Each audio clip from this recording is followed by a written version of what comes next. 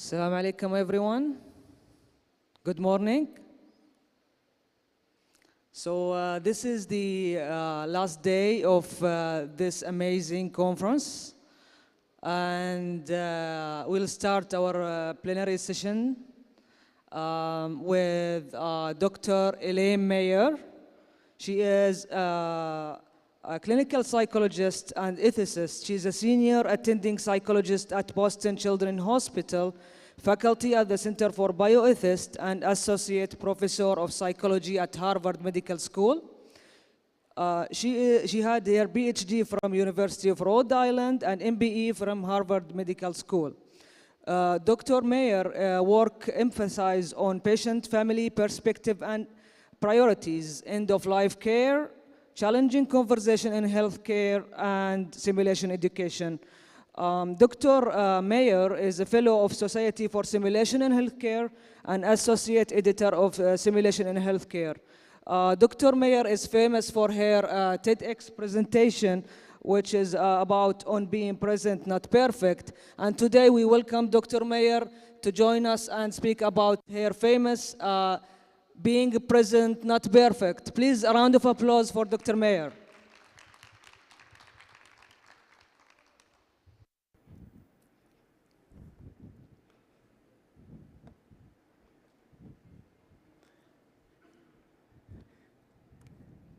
Good morning.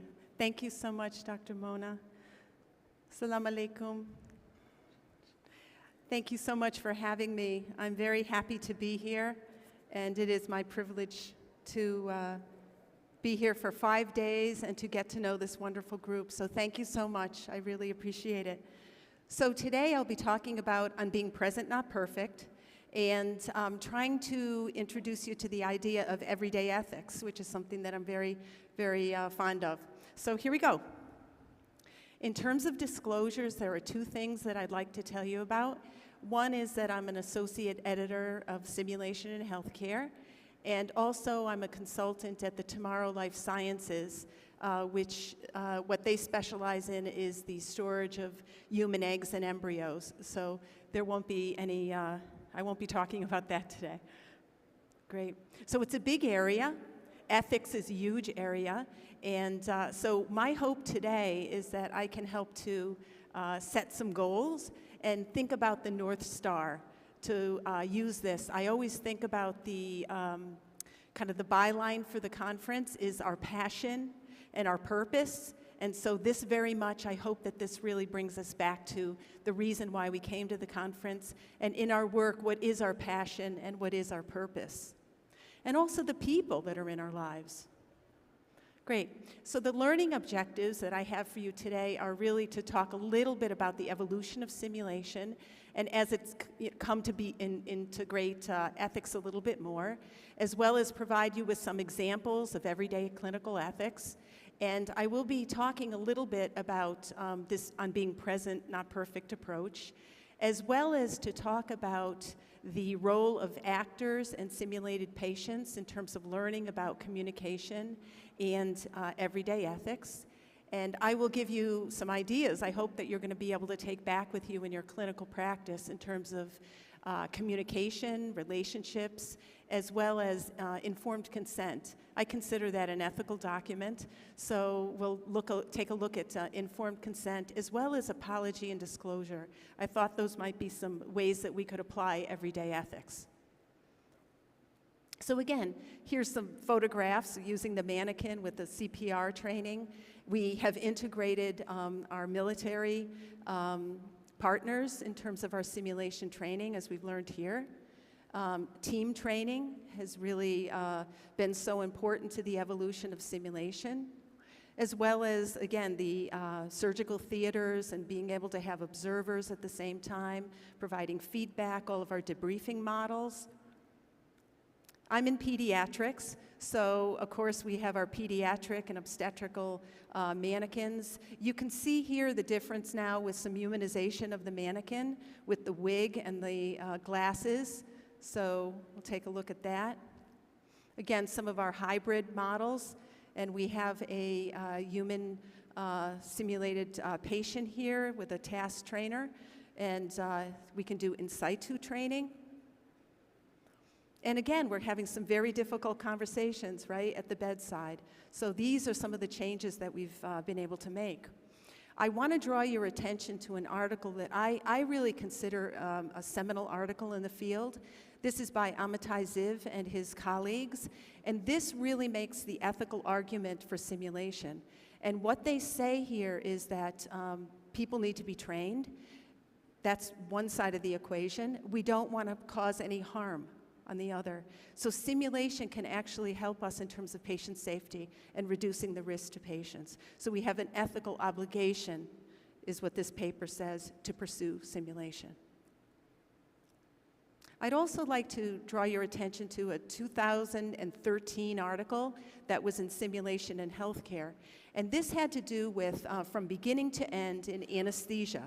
And this was one of the first that really started to look at the cascade of conversations and parts of the simulation. So they started with informed consent. Then they had handling a difficult airway. So they had a procedure that was embedded in this day-long simulation that they did, and then delivering bad news. So you can see that there really is a cascade of conversations in different kinds of simulations. So what about ethics? How does that fit in here? I'm just wondering, can you just give me a show of hands, people who have had an ethics course as part of their professional training? Okay, great, thank you. Not everybody, but some people have had that. So let's just take a look at what that is. In terms of what people think about with ethics, oftentimes it's our moral intuitions. There needs to be a decision made. There's something right, there's something wrong. We often feel like we have to make a choice, okay? And so oftentimes ethics has to do with making decisions, okay? We can make big moves sometimes, but what I'd like to do is talk a little bit about the everyday kinds of decisions that we have to make that might be more subtle. So here's some of the principles of bioethics. These are the ones that most people are familiar with, especially in the healthcare field. It's called principlism. There are 4 basic principles. Respect for autonomy, and this has to do with respecting the sovereignty, the self-governance of the patient, the capacity to make decisions, trusting in the patient essentially, okay? And respecting the patient's wishes. Beneficence has to do with the patient's well-being, upholding the patient's well-being and welfare. Sometimes people talk about the most important of all of these principles being this third one, non-maleficence, okay? And that would be do no harm. We often learn first, do no harm, all right? And the fourth one is justice. And this has to do with making sure that care is provided in an equitable and fair manner, okay? Great, so I'd like to introduce you to something called narrative ethics. Some of you might have heard of it. And this really has to do with storytelling. And every single one of us that gets a patient history, that spends time at the patient bedside, we are doing, you might think about that as narrative ethics, okay? What we're doing is we're finding out about the patient's story. What do they value? What matters to them? So when it comes time for decisions to be made, we have a basis for how to do that. We're not starting from scratch. So we're investing in the relationship and finding out about the patient. All right? And so with narrative ethics, rather than it being an emphasis on a decision has to be made right away, a crisis, we're really investing in the future with our patients, okay? So in other words, before we're up against the wall and we have a difficult decision to make, we would have already gotten to know them. And then maybe we would understand their values and from whence they would make their decisions, okay? I have to say this is probably my favorite. This is virtue ethics. I don't think we talk about this enough. This has to do with our character, our virtues. This is aspirational in nature. This is what we're striving for. And this really comes from the Greeks. This is Aristotle, okay? So this is a very long history, all right? So what I'd like to do is just go through some of the classic virtues and aspirational characteristics. And as I just mentioned them, just think to yourself, which ones do you feel solid in? Which ones do you feel like this is me, okay? That I think that I'm doing a good job with this, and where might you have some room for growth, all right? So let's think about this. One of the first ones that comes up is truthfulness and trustworthiness. Some people call this the queen of all the virtues, all right? Honesty and integrity. And again, ask yourself, is that me? Respectfulness, fairness, loyalty. Are you loyal? Courage and generosity. Those would be some of the classic virtues that we would be thinking about, trying to educate people about, and to think about in your own interactions with your patients. Do you demonstrate this? Do you have opportunities to do that? Perhaps you could maybe build in some more opportunities to do that. The Society for Simulation in Healthcare does have a code of ethics for simulationists. This was published in 2020. I was on the committee that did the work on this. And this is not meant to be read. This is available on the SSH website. But again, these values, I'm going to read them for you. Integrity. Okay, so this is mapping onto some of the classic Aristotelian virtues, all right? We have mutual respect. We have transparency. That I notice is yellow. You can barely see it, so that's transparent, right? Transparency, mutual respect, professionalism, accountability, and then also there is a results orientation. So these are the kinds of virtues, these are the aspirational virtues that SSH, our Society for Simulation in Healthcare, has laid out for us in terms of our work as simulationists. I'd also like to introduce you to the concept of microethics, which, again, micro and everyday ethics, okay? So it's the smaller ethics. And this is picking up steam. This is becoming more popular. And Paul Komasaroff was he was a physician, was one of the first to really talk about this. And this is how he defines it. He says, ethics is what happens in every interaction between every doctor, and I would say nurse, respiratory therapist, fill in the blank, and every patient, okay? It's not just the big questions like who gets the organ, are we gonna withdraw life support? It has to do with our everyday interactions with our patients that can we demonstrate ethical behavior? So what is it? What's everyday ethics? Well, we can think of it as a set of ethical issues that occur regularly, every day. In the emergency room, emergency physicians are making multiple ethical decisions every single day, but they may not be recognized as such, okay? Resource allocation issues, all those kinds of things. That maps right on to justice, okay? Who gets what and when, all right? Now, these happen so often, and there's so many of them, that they can actually have staggering implications, all right? And this really resonates with our clinical ethics, it resonates with virtue ethics, and it also resonates with the narrative that we just talked about, the storytelling.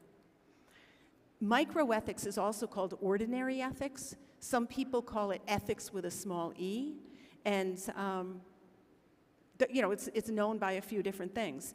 And it's situated in these real-life healthcare interactions. And you might recognize when you start to feel like something isn't right here, or I feel some moral distress, some moral angst, you might think to yourself, there might be an ethical issue here, because oftentimes if you start to feel that, right under the surface, there could be an ethical issue, okay? Is this patient suffering? Am I a part of that, okay? You might want to ask yourself that. That could really lead you to helping to understand this in a more ethical frame, and then maybe to help come up with some choices and decisions about what to do about it. Okay, I just want to show you a couple pictures. And let me ask you, do you think everyday ethics is happening in this picture? Yeah, I see some head nods. What do you notice? Is this a little girl or boy? I'm not sure if it's a little girl or boy. Happy? I notice that the clinician is at her level, maybe a little lower. Respect, okay? She has been stripped. She is in a hospital gown, okay? But what does she have on her wrist? She's a bracelet. And I imagine that probably somebody helped her make it, and it is maybe something personal. So in other words, autonomy. So you can look at this and you can see an interaction, okay? There's some positive things happening here. I love this one, okay? Let me show you another one. This is Dr. Arnold Gold. I'm not sure if you're familiar with it, but anybody who's graduated from the American medical schools lately has Dr. Gold to thank for the white coat ceremony. That was his brainchild, and now many nursing schools also have this, okay? This is Dr. Gold interacting with one of his longtime patients. And I leave it to you to see what you think about that relationship. We've got some room for improvement. I went to have a mammogram, and I went to the clinic, and it was a repeat mammogram because it was like a problem. And I show up, and this is what I see. Please take a number and be seated. And I thought, wow, that made me feel like a number. I mean, I was a number. I was number 15. So we have room to grow here. Here's another one. Of course, I said I'm in pediatrics, so he's a kid, not a diagnosis. You know, the ADHD here, the liver in room 15, and we oftentimes talk about the diagnosis of our patient without saying, you know, the little boy with attention deficit disorder, the little boy with the fractured arm, whatever, okay? So just be attentive to how we talk about our patients, and can they overhear us? That's another thing, okay? Arthur Frank has done a lot of work in microethics, and basically what he says is that doctors and nurses make constant, small ethical decisions in their everyday work. And, you know, it's things like, do I look at my patient? Do I put my phone away when I'm listening to somebody, all right? What happens if the patient says, listen, doctor or nurse, I think I might be having a side effect from my medicine? Do we take the time to listen, or do we say, there?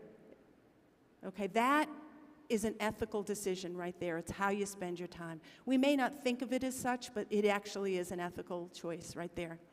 And so concepts like beneficence and self-respect for the persons, they don't only apply to very big decisions, but they apply to the everyday, the little tiny ones, because the little tiny ones add up, all right? So what are some examples of everyday ethics? Examples? How the clinicians introduce themselves. If I say, hey, I'm cardiac, well, you know what I might do, but you don't know who I am. You don't know my name if you need to reach me, okay? So, you know, things like that.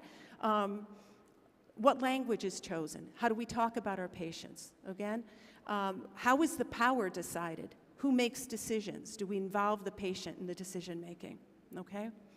Whether the patient's concerns are taken seriously.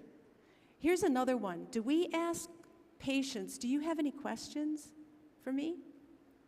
Can I explain anything to you? Or do we think that maybe the first time through should work? All right? Now, if we're doing informed consent, we really want to be able to say, listen, do you have any questions? Anything you're wondering about? Because if they sign it, we're assuming that they understand it, okay? So again, that's an ethical document. And here's another one. How hard does the patient have to work to get information? This has to do with that concept of transparency. Do they have to ask just the right question, okay, to get the answer that they're looking for? Recently, maybe 6 months ago, I worked on this paper with a student of mine using everyday ethics to address bias and racism in clinical care. So it really lends itself to everyday kinds of things that are happening at the bedside. So I'll talk a little bit about being present, not perfect, talk some about the communication and relational skills that we use and how to embed ethics in that. I've mentioned informed consent. And how about when things go wrong? All right, when there might be an adverse medical outcome. Ethics can be a little confusing. Sometimes we like to just say, well, let's leave it to the ethicist. But everybody is an ethicist, ideally, okay? Every single one of us, okay, is the eyes and the ears for ethics. I look like I'm ready to bite somebody, so I'm going to get off that picture right away. So that was my TED Talk. I did a TED Talk. Dr. Mona mentioned that. And when I knew I was going to do one, I went to the library, and the librarian gave me this book. She said, How to Deliver a TED Talk, Secrets of the World's Most Inspiring Presentations. Well, that did intimidate me, I have to say. So I went back to the library, and she gave me this book. and it said, "The 9 public speaking secrets of the world's top minds." That didn't make me feel any better. I was still intimidated, all right? So I came up with a quote that I really liked. This is Oscar Wilde. And he says, "Be yourself. Everyone else is taken." And that's one of the lessons that I hope you walk out of here with, okay? Because you can't fake it, not with your patients. So in other words, learn who you are, be proud of who you are, step into it, lean into it, all right? And that's what I did when I had to do this TED Talk. I decided the best thing I could do was be me, lead with what I've got, okay? One person who's a hero of mine is Carl Rogers. He's a very famous psychotherapist, and this is what he says: "There is something I do before I start a session.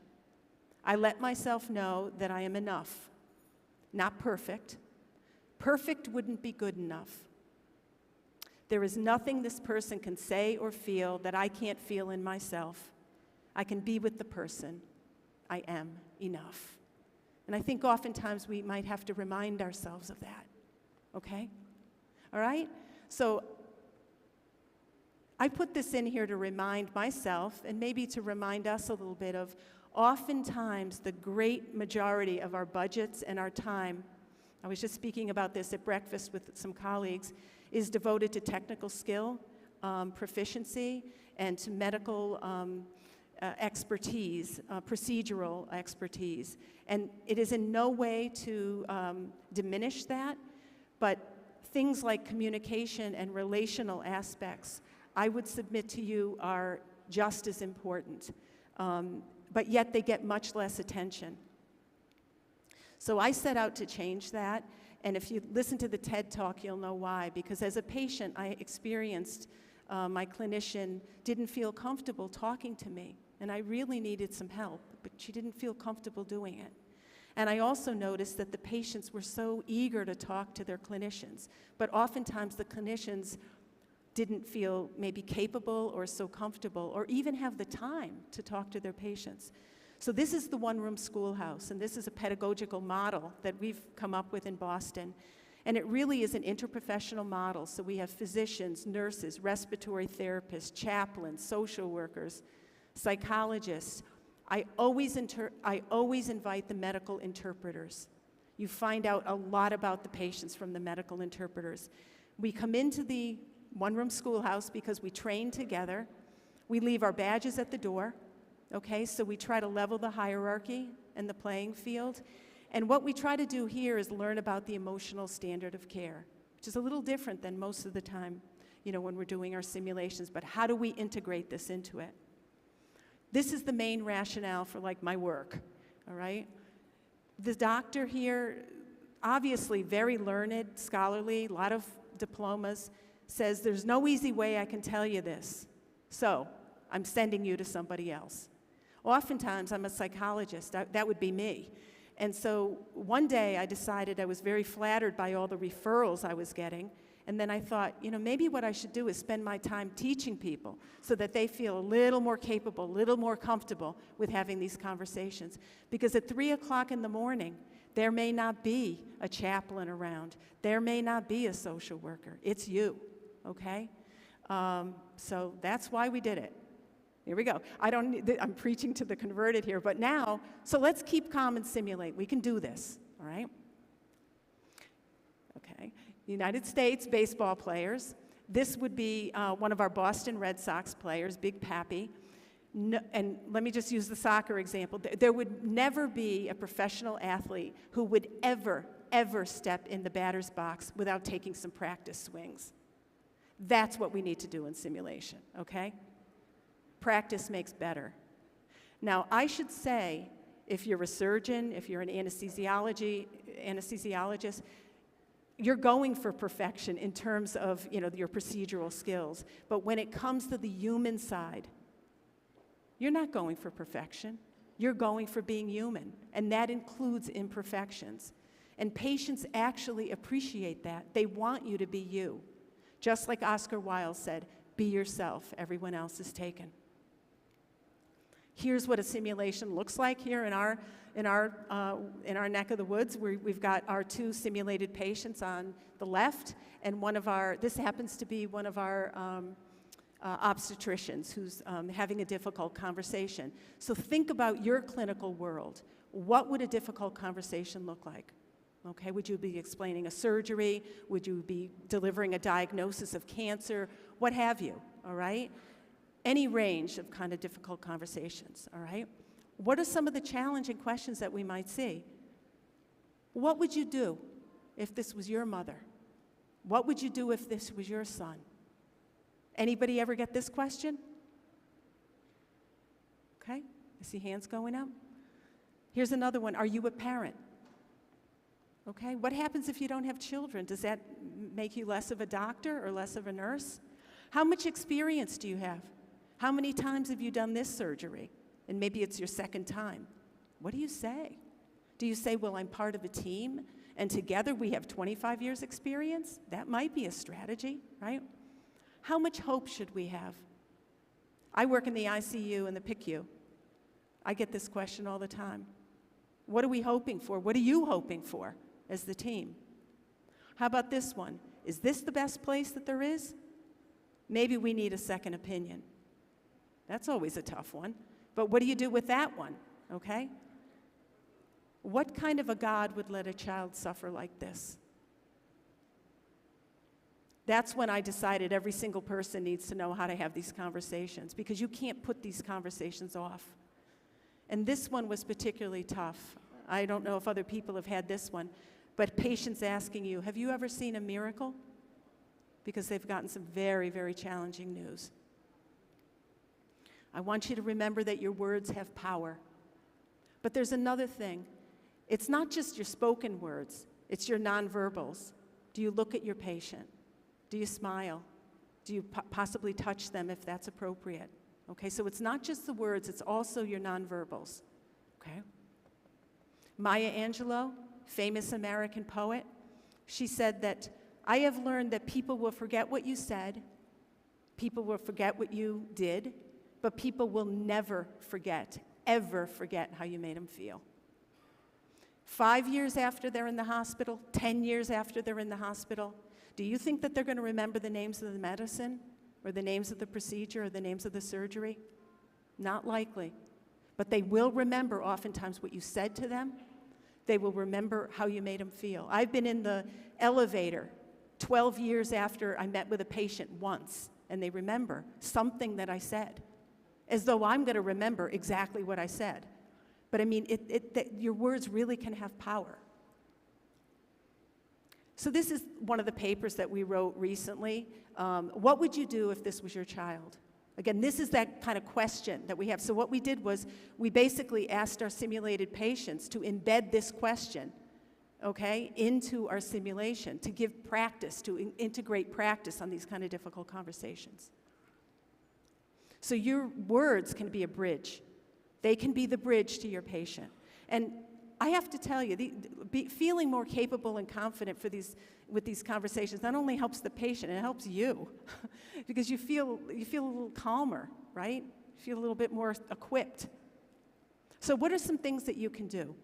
Start off well. Know your patient's name, okay? Look at the chart before you go in there. Ask what the family knows. Ask them, what's important to you now? Don't assume, because it may not be the same thing that you think is important. Be honest but not cruel. Watch your jargon, because oftentimes if you use a lot of jargon, the patient doesn't understand what you're saying, and then you have to repeat yourself, and it ends up taking longer. One of the things that you can do is simply to slow your rate of speaking. This does two things. One, it helps the person, the patient, the family understand, because it could be difficult news and hard to comprehend. So that's one thing it does. But the other thing it does is it's a self-soothing strategy. It calms you down, all right? Because oftentimes when you get anxious and nervous, you start to talk faster. Okay, so that's a nice self-correction strategy, self-regulatory strategy. Use visual aids. You don't have to be a great artist, but if you draw something for your patient, they will remember it and they will take it home. And it'll remind them of what the conversation was. and avoid the urge to keep talking to overcome your own anxiety. Here's some classic lines, papers that have been written in the literature to really, in a sense, to build empathy. And you can say these with your patient. Let me see if I have this right. That says so much to a patient. It means you care about what I think, all right? Here's another one that I love. I wish things were different. When things are not going well, I wish things were different. It is recognition of how hard and what they're facing. Here's another issue that sometimes we forget about, and I've learned when I do a history and I'm trying to learn the patient's story. I will ask them, what have other doctors and nurses told you? You find out some really interesting things. Like when they say, oh, I'm supposed to get an MRI today. And you're like, no, you're not. And so what you can see maybe what the expectations are and if they're misaligned. That can be a super helpful thing. And know that the conversations you have today, somebody else is going to be inheriting them down the line. Okay? Are people familiar with The Wizard of Oz? It's a classic American film. So there's some strategies that you can use, and I want to thank my interpreter friend for helping me with this. So these are 3 characters in The Wizard of Oz, okay? The lion is the first one, and he went to a place called Oz, and he was looking for courage. Shah, something like that. Sorry, I know I'm probably butchering that, but courage, okay? Courage. You need courage to have these conversations. The second thing, the scarecrow went to Oz for brains. So this would be akel, brains, okay? Now, the third thing that you need in terms of ingredients is heart, kalb. That one I remembered. You can tell what I'm strong at. That's my strength. Yours may be brains, yours may be courage. Oftentimes we are strong in one and we got to work on the others, okay? So these, I would say, are some of the key ingredients for these difficult conversations. And I wrote an article about that, and that was in the Australian Critical Care, if you're interested in it. And the other thing I just wanted to say is that some of the models that we've done around communication, we have studied them cross-culturally, and they seem to hold up around this innovative approach, if you're interested. Now, a lot of times we get training around the really difficult conversations, okay, the cyclones. But I would say to you, some of the most important conversations are when things are calm, because then the patient can listen to you and you don't have to make crisis decisions, okay? And I don't know if you can see this in the background, but it's waiting, waiting, waiting. Patients do a lot of waiting. That's a great time to have a conversation with them, okay? They also can be grieving. They can feel broken, and that would be maybe when we would be speaking to them, right? Hope. So many of these conversations have to do with hope. And I will tell you, in my experience, hope is the last to die. How about this one? I work in the pediatric ICU. That's the mama lion, and I recognize it. You see those claws? Right? You walk into a room, you do not know what you're inheriting. Okay? But I also say, look at the babies. How do they look? They look pretty good, right? They're calm. The mother's doing something right, okay? Don't take it personally necessarily, but find out what is it. It could be protection. It could be fear. We just don't know, all right? Carl Rogers also teaches us one anxious person in the room is enough. So you know what that means? You have to be try to be that calm, non-anxious person. And my image for that is a swan.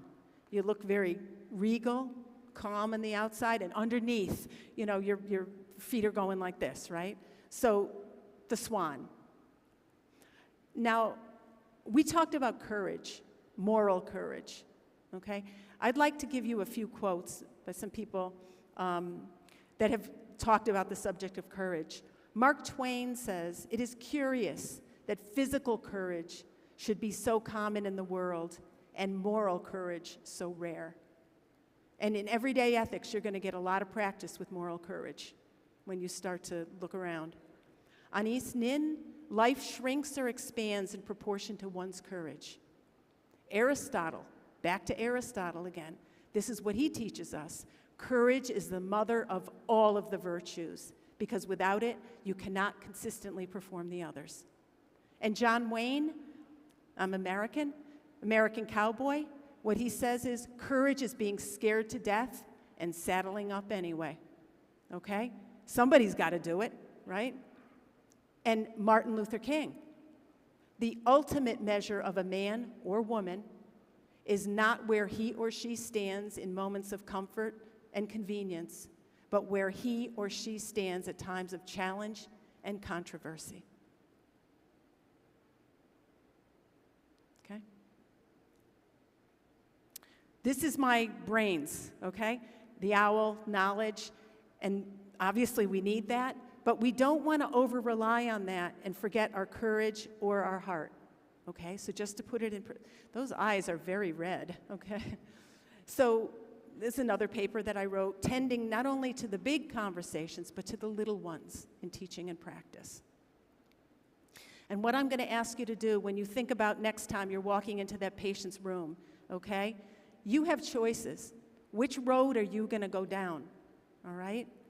And I would submit to you, think of it as a little bit more of an archway, maybe with some light, maybe with some hope, okay? And this is where I think our actors can really start to help us, okay? So we wrote a couple of papers integrating actors into our simulation program, as well as looking at the educational value of improvisational actors.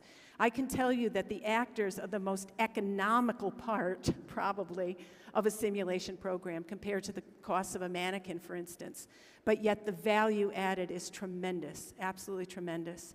What do the actors bring? They bring realism, they bring feedback, they bring a lay perspective that the patients really value and the learners really value. They bring emotion. They're experts in emotion. Okay, they can titrate their emotion so that you can practice conversations. And they're improvisational, meaning that they can, they can go different ways depending on what the learner's needs are. So here's some quotes from learners and from our faculty about the depth of emotion, what they talked about with our actors. They are outstanding proxies for parents in difficult situations. They can combine the emotional and spiritual truth of the moment with a safe offering of its reflection to the participants. That was what one of our learners felt about the actors. And one of our faculty members said, the actors frame their teaching in the emotional moment of the enactment, not through a subjective judgment from outside of it. And another faculty member said, actors portray true human emotion in times of stress and anguish. In terms of improvisation, a learner said, it feels very real. You have to think on your feet, as in real life. One of our faculty said, the actors capture the participants so completely that they lost their defenses and become themselves, opening up their hidden talents in a way that they didn't realize that could happen. Later in the debriefing, the actors helped the participants to reflect and understand what truly happened in the room, so they can help reconstruct it for them. Hopefully, gets us to stop and think. I want to say just a moment, a word about informed consent. This happens to be all I do is use myself as an example, right? I had a basal cell and I needed a Mohs surgery. And I want to just point out to you, this informed consent I thought was exemplary. As a patient, I walked out, I understood what was going to happen to me, I understood the language. And in the right-hand side, the doctor, I asked, well, how long will the incision be? What will my scar, how long will it be? He drew it. He let me know how long it would be. I'm reading through it. He's reading through it with me. He says bleeding is one of the side effects. I was like, bleeding? And he circled it. You can see he circles bleeding. And then he drew a line down and he goes, less than 1% of people. Guess what? I feel 99% better already. So it really, really helped me. And here's the other thing. I walked out of the room with this paper. So I remember things. It's a visual aid, okay? It also connects me to this doctor forever. I'm still talking about him. It was 15 years ago. What happens when things go wrong? And I do want to say that I'm going to be doing a workshop immediately after this, and so obviously this is a very big topic, but for people who are interested in this, I'll be able to do a little bit more and go into this a little bit deeper. But just to let you know some of the resources that are available. This is a book that some of my colleagues wrote through our institute, talking with patients and families about medical error. These are two of the hardest words to say, okay? I'm sorry. And there's been some research that has been shown about how people without practice might try to apologize for a medical error. I want to give you some examples. This is why we need to simulate. These are actual examples of how people apologize. I apologize for whatever happened. No, that is not very convincing, right? If there was an error, I thought there was an error, okay? There was a mistake, but no. These things happen to the best of people, completely minimizing the error, okay? And how about the mistake certainly didn't change the outcome. Yeah, but my child needs to spend 2 extra days in the ICU. To me, that's a problem, okay? And how about this one? This, to me, is the most dangerous one. I know. This is a physician talking to the patient. I know, this is unpleasant, awful. But believe me, for me, it's shattering because of the career, derailment of the career, the shame, the isolation, the fear, okay? Now, Mark Twain says the difference between the right word and the almost right word is like the difference between lightning and the lightning bug. So you want to practice with the words that you're going to be using, okay? So here's some case examples. I'm just going to tell you what they are. I'm not going to go into them in any detail, but that would be for the workshop if you're interested. A call from a pediatrician, where the pediatrician is ready to go in to see the child and discovers that the lead level is high. And he's flipping through the chart and he finds out, uh-oh, I didn't pick up last year's. This child's lead level has been high for a year. He's 3 years old. What do I do? That's everyday ethics, right? Here's another one, a call from a surgeon. We're in the operating room. As per the procedure, we're closing up. We do an x-ray. We find out that there's a gauze pledget that's left behind. We reopen the patient. We get the gauze pledget out. Do I need to tell the patient about this? That's everyday ethics. Think about it. Patient had extra anesthesia. You don't think that parent's going to be looking to see if there's 2 suture lines? Open notes. We have open notes in the United States now. The patients can read their notes. So the transparency factor becomes very huge, okay? And a call from the emergency room with a 19-year-old patient that was in septic shock. And there's some questions about that. Everyday ethics. So those are some of the kinds of cases that are in that book and that you can look at. So in terms of summary, take-home points, simulation has really evolved from a focus on the technical skills to now including teamwork, communication skills, and ethics. And it occurs, everyday ethics occurs in every interaction, really, between providers and patients. The Wizard of Oz approach can be helpful, being present, not perfect, and courage, brains, and heart. Actors add the realism, the emotional oomph that we need. Okay, they're the powerhouse that can really help us learn.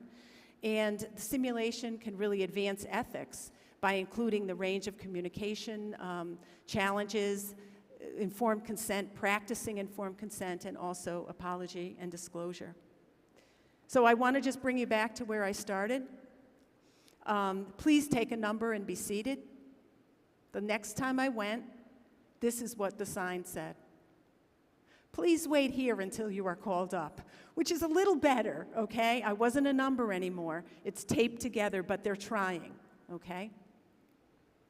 There are going to be times in your careers where you're going to feel like this. Am I the only one that thinks this might be a problem? Okay? That's everyday ethics. When you start to feel that way, are we missing something? Okay? Just that feeling that you might have. And Arthur Caplan says, ethics concerns not only questions of life and death, but how one ought to live and interact with others on a daily basis.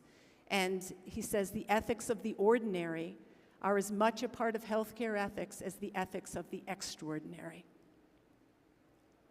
It's a delicate balance. What are your next steps going to be? Please think about them while you're here before you go home. You came in here with your comfort zone. Where does the magic happen? Can you expand it? What is going to be your growth, your area of growth? I suggest it's through your imagination and your new ideas and all of the networking and the ideas that you've gathered here. Baby steps. I'm pediatrics, remember. That's all we need. Where are the sprouts going to come? Remember, there's always help out there. That's my husband, by the way.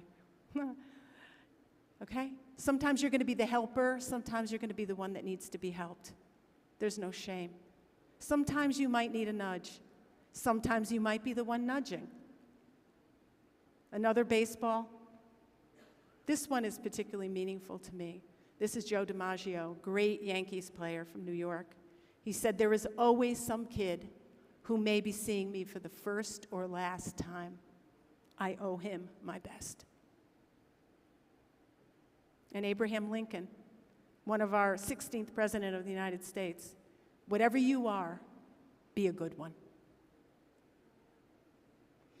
And Albert Schweitzer, Nobel Peace Prize, physician, theologian, his hospital in Africa over the doorway read, "At whatever hour you come, you will find light and help and human kindness." I would love to see that over our hospital. So hopefully this conference, again, think about it, purpose, passion, people. I wanted to add polymers, and that's to my, as of yesterday, right? But our inspiration, where is it going to come from? This is mine, okay? It's my son. He's a medical student now, but you understand. When I think about how am I going to treat this patient and his family, I try to hold myself to that standard. What would I like for him? What would I hope would be what he received? And that guides me, always. And this little boy comes with me everywhere, too. Once upon a time, you wanted to change the world. A lot of us went into simulation because we wanted to change the world. We wanted to be a nurse, a doctor, a psychologist, or what have you, because we wanted to change the world. And my message to you is that you still can change the world, one conversation at a time. And when our words are both true and kind, they really can change the world. And it's my hope that in some way, whatever I've said today, something sticks, and that it might be a little drop in that big ocean of your learning. And I'd love to see you for the workshop if you're free, but I'm also easy to get a hold of. Here's my contact. So, Mona, I know I ran over a couple minutes. I don't know if there's time for a few questions if you want to do that. Thank you so much, Dr. Elaine Mayer, for inspiring talk. If you Yeah. can come here, Thank you. Dr. Mayer, join me for a few questions. Thank you. Anyone want to ask a question, please feel free. We can have a couple of questions. Doctor, you want to stand? Yeah, I'll stand with you. I don't bite, really. Any question? Comment?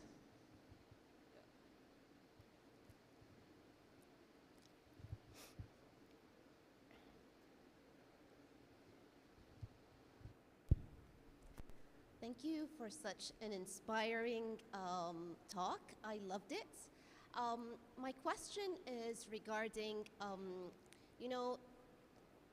difficult conversations. Would you recommend that they are taught in the native language of the country, or in English as being the main language of teaching usually medicine around the world? Well, my understanding of the research is that when people are getting difficult news about their health, information that could shatter their lives, can change the course of their lives, they understand it best in their native tongue. Okay? So one of the things, I do think that that's very, very important.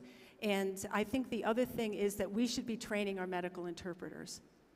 Every single one of us should know how to work really well with a medical interpreter. Because if we don't know how to do it, our patients are at a big disadvantage, and so are we.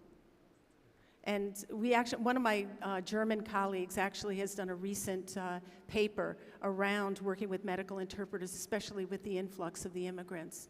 So I would say in the native tongue, but also I think every hospital is a culture unto itself, but it's really a conversation to have. And I would also be looking to the patients, if you have a patient advisory board, okay, and ask them to help you with some of these guidelines.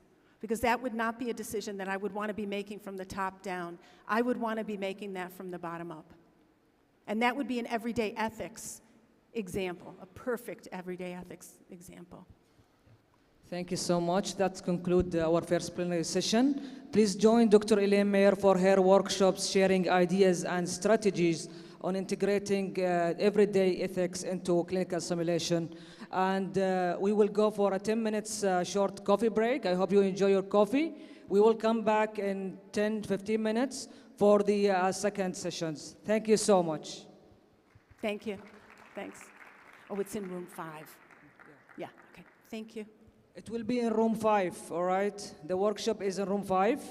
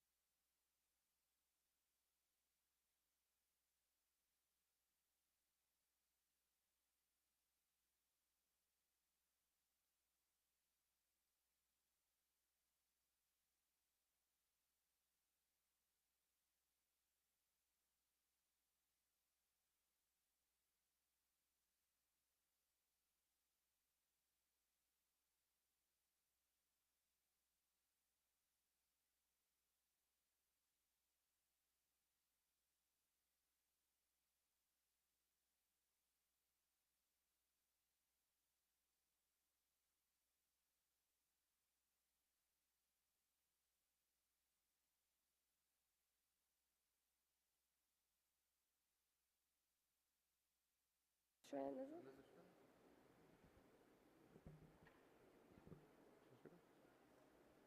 I don't know. This is good. I think this is good. Yeah.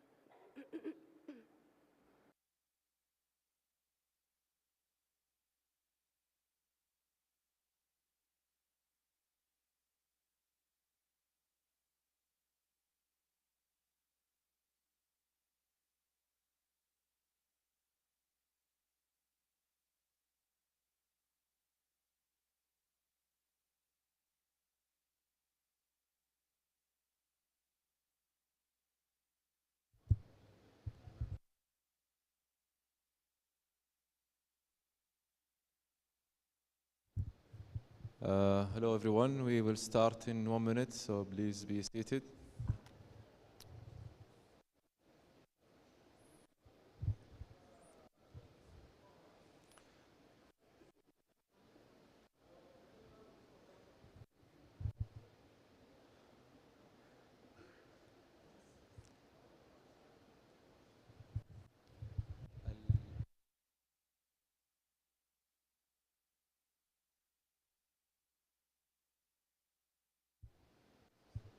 Okay, can you please have your seat? We'll start in a few seconds.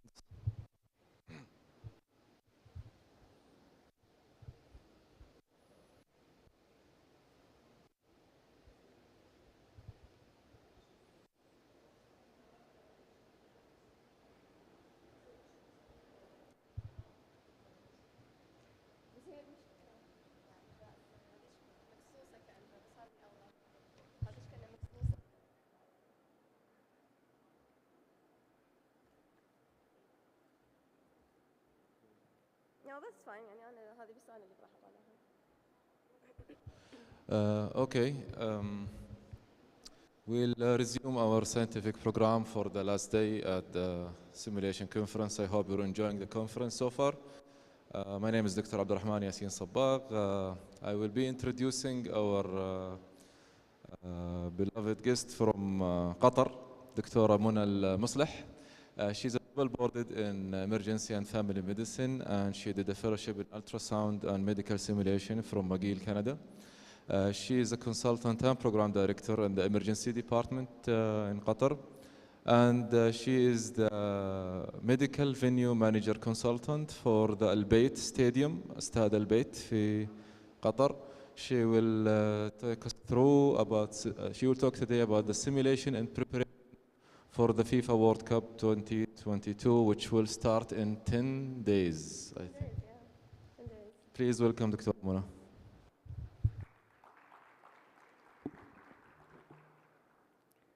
Assalamu alaikum jami'an. Is the voice okay? Yeah, perfect. So thank you for the introduction. So I'm going to be talking about how we use simulation to prepare for the FIFA World Cup. And my name is Dr. Muna al-Muslih.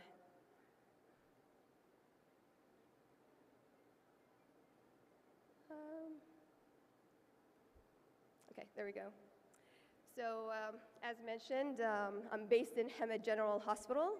That's our major hospital, and it's our level 1 trauma center, and it's a tertiary hospital too. But for the last year, I've been seconded to the Supreme Committee of Legacy and Delivery, and I've joined their medical affair team. And my main role is to prepare the medical workforce covering the FIFA World Cup and make them prepared to do their role basically during the event. And I'm a very proud venue medical manager of Al Bayt Stadium. It's the largest, or the second largest stadium, and it's going to be hosting the opening ceremony, inshallah, in 10 days' time. So I really wanted to thank the organizing committee for their invitation, their hospitality, and their generosity. I actually got the invitation that I had to decline because it was in November and we were told we were prohibited from traveling because it's the FIFA World Cup operational time. But then that invitation found its way to a senior person in the ministry. I don't even know how. And he called me saying, "How dare you reject this invitation, you're going to pack your stuff and you're going to go to our neighboring country and you're going to present whatever you have to present. So I'm here, I'm happy that I'm here, and when I did refuse it, I just refused it because I was following the rules, but sometimes that even gets you into trouble. But thank you so much for having me. So I have nothing to disclose. And I'm just to set the scene, I'm just gonna play this video, and it's less than a minute.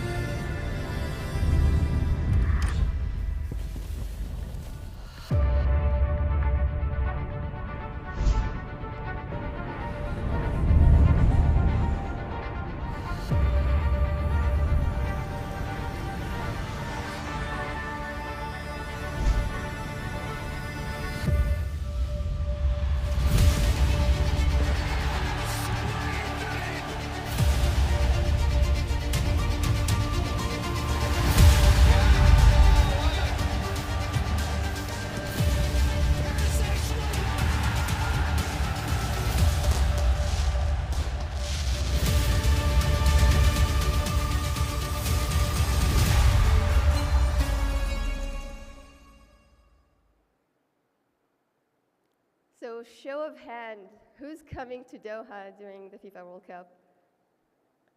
Anyone? No one? Oh, there's one there. Okay, well, welcome. You can take my number and call me if you're coming to Al Bayt. So we are very, very proud that we're hosting this World Cup. And we're excited because we have achieved many firsts during this tournament. So we're the first ever FIFA World Cup in the Middle East, so we're very proud about that. We're the first FIFA World Cup in the Arab world, and we're the first FIFA World Cup ever happening in the Muslim world too. We're the first carbon-free FIFA World Cup, and it's the first one that's happening during the winter season. And despite that, we're going to be the first country that's going to be hosting the event in an open air-conditioned stadium.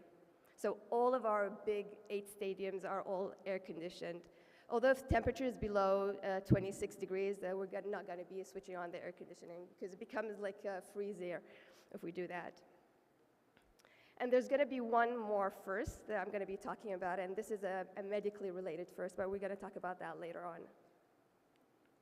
So before talking about simulation and how we've applied it for our training of our medical workforce, just to give you a little bit of an overview of our medical services in Doha during the FIFA World Cup. So we're going to be operating 120 clinics, and they're going to be across 30 different venues. So we have the competition venues, so that's going to be our 8 stadiums that are scattered all across the country, mostly in Doha and in Al-Khor. And then we have the non-competition venues. So currently, this is what Corniche looks like. It's very peaceful, it's very quiet, but within 10 days, it's probably going to be as festive and crowded as the picture on the right side. And that's where a lot of the fans are going to be gathering up to do all sorts of activities. So we're going to be providing medical services for any of these fan festival gathering areas where there is a risk of medical issues emerging. So as mentioned, there's going to be a few of them scattered across the countries, and we're going to be providing medical services in all of them. We're going to be providing it in some of the hotels, especially the FIFA official hotels, where we're going to be hosting the VIPs and the VVIPs.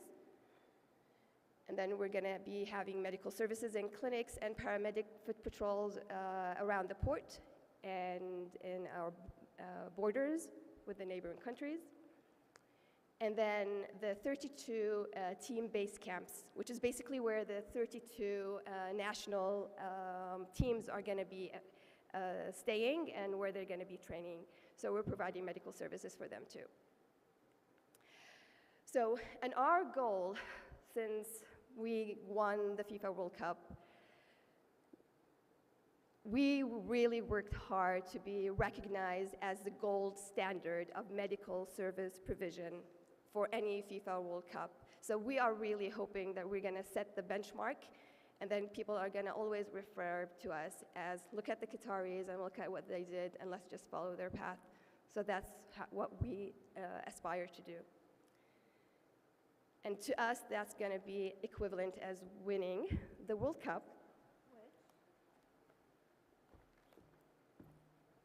I brought a mini version of for Saudi Arabia. So for you, Nisreen, and your team.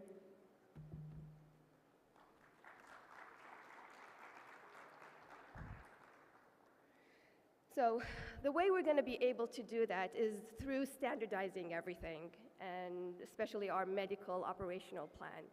So once we standardized everything that we wanted, we've decided that, oh, that's something wrong with my slide, sorry about that, but that's supposed to say training of our medical workforce, so they are aware of the operational plan and they are able to execute it as we've put down on paper.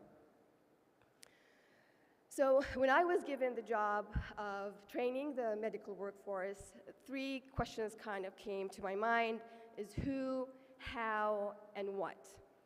So the who was kind of maybe easy to determine because it's a small country and we know our resources, and we're going to be using people to come and help us out from the different health sectors in the country.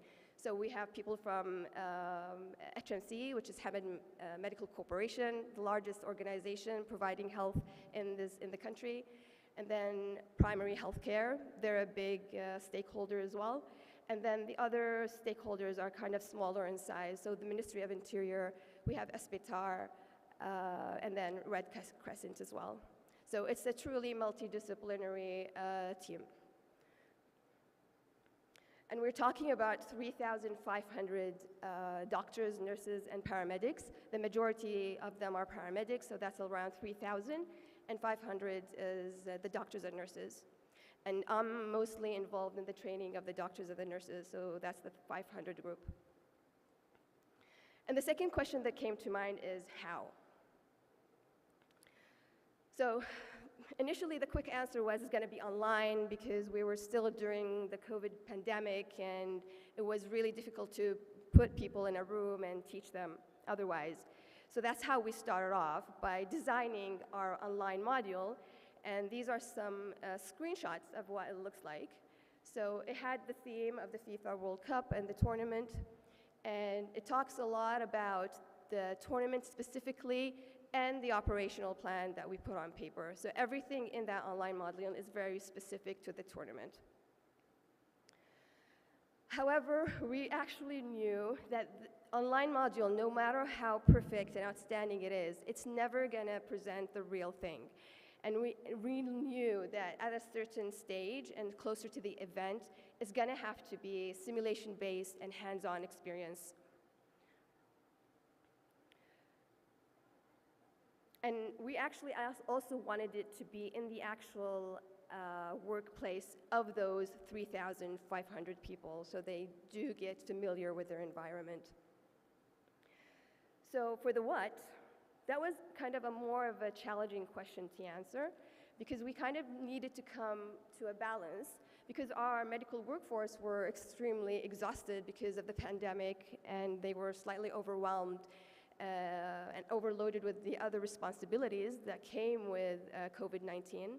But then we needed to make sure that whatever knowledge we're gonna be addressing and delivering is enough to make them at a very high level and standard, so that we feel comfortable that we're gonna be reaching our goal of setting the benchmark and becoming the gold standard. So finding that balance was a little bit challenging at the beginning. So the numbers that we kind of, it was not random. We did a lot of consulting and a lot of backwards and forwards communication with a lot of our educators and a lot of the stakeholders. And we've decided that the online module is probably going to be around 6 hours, so kind of easy to do in one day. But then we're going to be doing extensive 14 days worth of hands-on simulation / practical sessions in the actual workplace of those people who are involved. So some of the examples of the workforce and, of the simulation activities that we've did. So first one is code of conduct. We are emphasizing a lot on the do's and the don'ts, and it's kind of non-negotiable. And we've even threatened a lot of people that if you do any of the don'ts, then we're going to have to replace you, because we're keeping really a high standard in terms of following code of conduct. So that was one of the major topics, and every single one of those 3,500 people had to go through this course online. However, we've decided that we're going to concentrate on our venue medical managers. So we have 8 stadiums, and these are our venue medical managers. And we're going to be exposing them to simulation-based training on that code of conduct to test them. So we brought a lot of simulated patients, and we gave them a lot of scenarios. Some of the scenarios are doing the do's, and some of them are doing the don'ts. And we were assessing the venue medical managers and seeing whether or not they pick up the don'ts and assessing their responses. So that was about half a day of activity of do's and don'ts, which we emphasized a lot, because we were hoping that once you train that small group of 8 people, then you can deploy them and send them to their work environments in their own stadiums, and then they can start training the remaining of the workforce in their workplace. So that we don't, it's kind of like a train the trainer course, so that we don't get overburdened with the high number of people that we had to train. So example number 2 of how simulation was introduced. Field of play training. So this is what the pitch would look like. And it's a FIFA regulation that we would have 2 medical teams on each side of the pitch.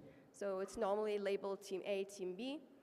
And each team is made of 1 emergency physician and 3 paramedics. And we concentrated a lot on training of the field of play staff, because to us, they are the face of Qatar's medical services. And if anything goes wrong on the pitch, it's going to be on the media. And unfortunately, we're already on the media with a lot of scrutiny and criticism. So we're really putting a lot of effort in these people so that they don't end up on the media as well.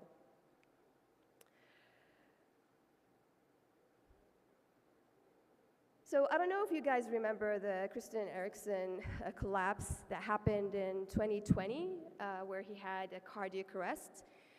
But the medical team obviously did a marvelous job, and I think he was resuscitated and he got ROSC after 3 attempts, and he's still alive and playing. So this is what we're trying to achieve through our training of our field of play medical staff.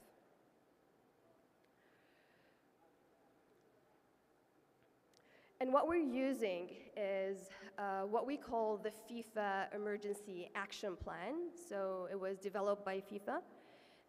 And this guarantees that whatever action, medical management is done on the field is consistent, whether it's a medical emergency or trauma, be it major or minor.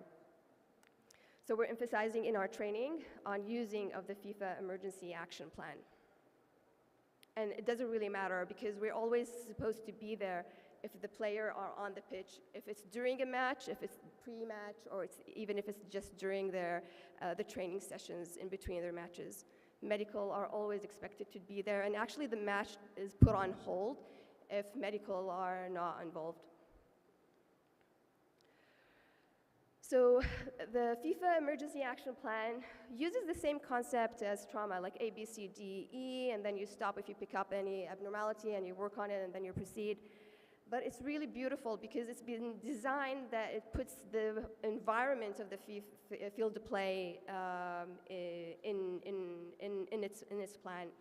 And it's designed so it's very specific, it's very consistent, and that people have specific roles.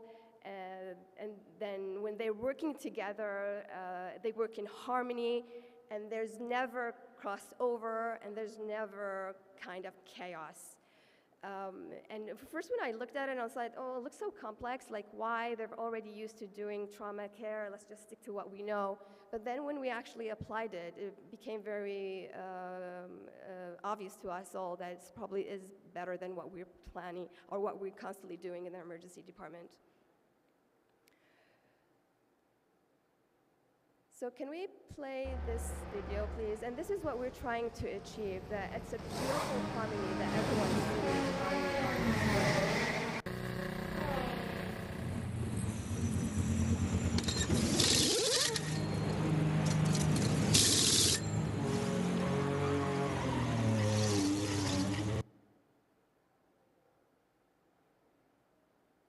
So I think there was the second part.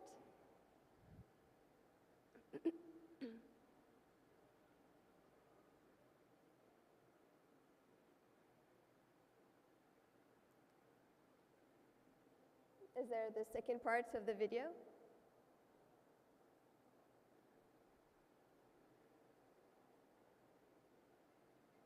It doesn't matter if we don't have it, it's okay.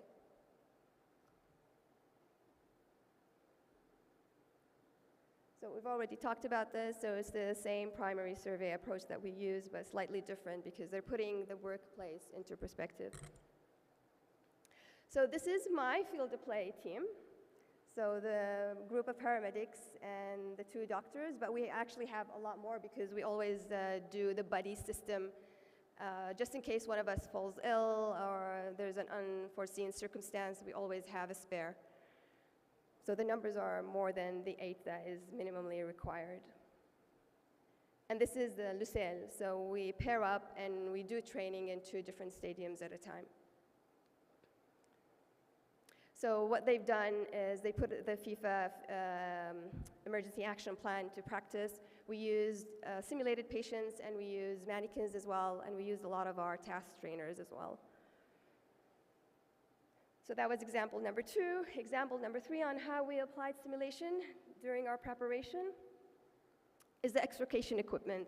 So basically that's the equipment that we use to move the player who was injured or was unwell for a medical reason from the field of play to somewhere else, so either our player's medical room or to the hospital. And again, we're using kind of the rules and regulations from the FIFA just to be consistent because they're going to be observing us and they're going to be there to guide us throughout the process as well. So we wanted to be in harmony with them and we didn't want to have any clashes. And their method of doing it really coordinates the actions and makes every single action predictable, so every single one of my field of play knows exactly what the other guy is going to do within the next second or so. So they're very slick and they know. So we're going to play a video because this is what we don't want to do in the FIFA World Cup in Doha. Can we play the video, please?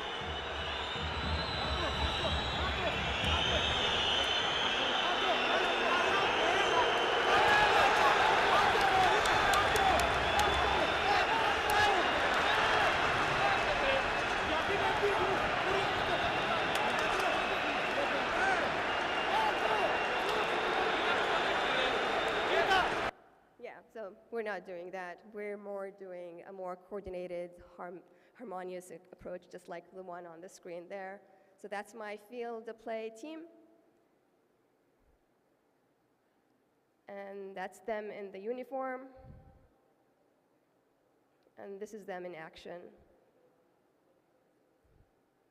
So everyone knows exactly when he's going to be sliding that basket underneath the patient who's strapped to the scoop.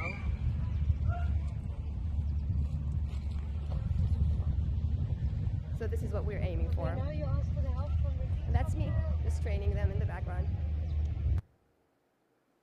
So the other first that we are really, really proud of is that we're going to be having a female, and I know Nisreen is going to be excited about this because she's very female pro. We're going to be having a female emergency physician. One of them is even from Qatar, so we're very proud of her on the field of play. And this has never happened before. They always have men on the field of play. But because it was a risk that we're taking, we had to go through, again, some simulation training to make sure that our ladies are up to standard, are strong enough to carry heavy men. So we got the weights and the heights of our national team players, and we got simulated patients to represent them, and we put our doctors, the female doctors, into practice, and we made sure that every single one of them was able to carry every single one of those bulky, muscular men, and they all succeeded. So that's the big team. So that's the whole of the team that's going to be working in the stadium during a match. That's going to be my team. But because we have the buddy system, so we're covering 2 stadiums. So I don't have El Beit at the background, I have El Lusail, because we cover both stadiums. So we only have 8 field of play doctors, so the rest of the teams are paramedics, doctors, and nurses, so we can't really ignore them because they're going to be under scrutiny too.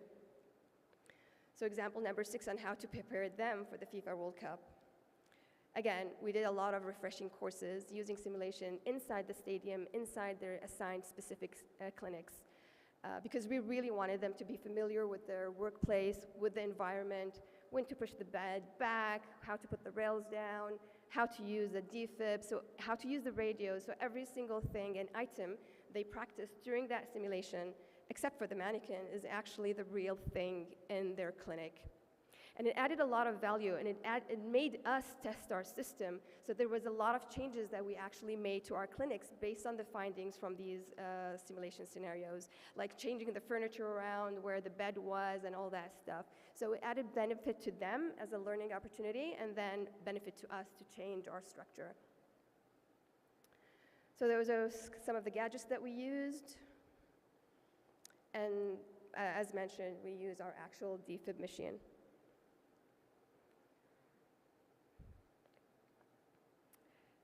And then the paramedics had their share as well.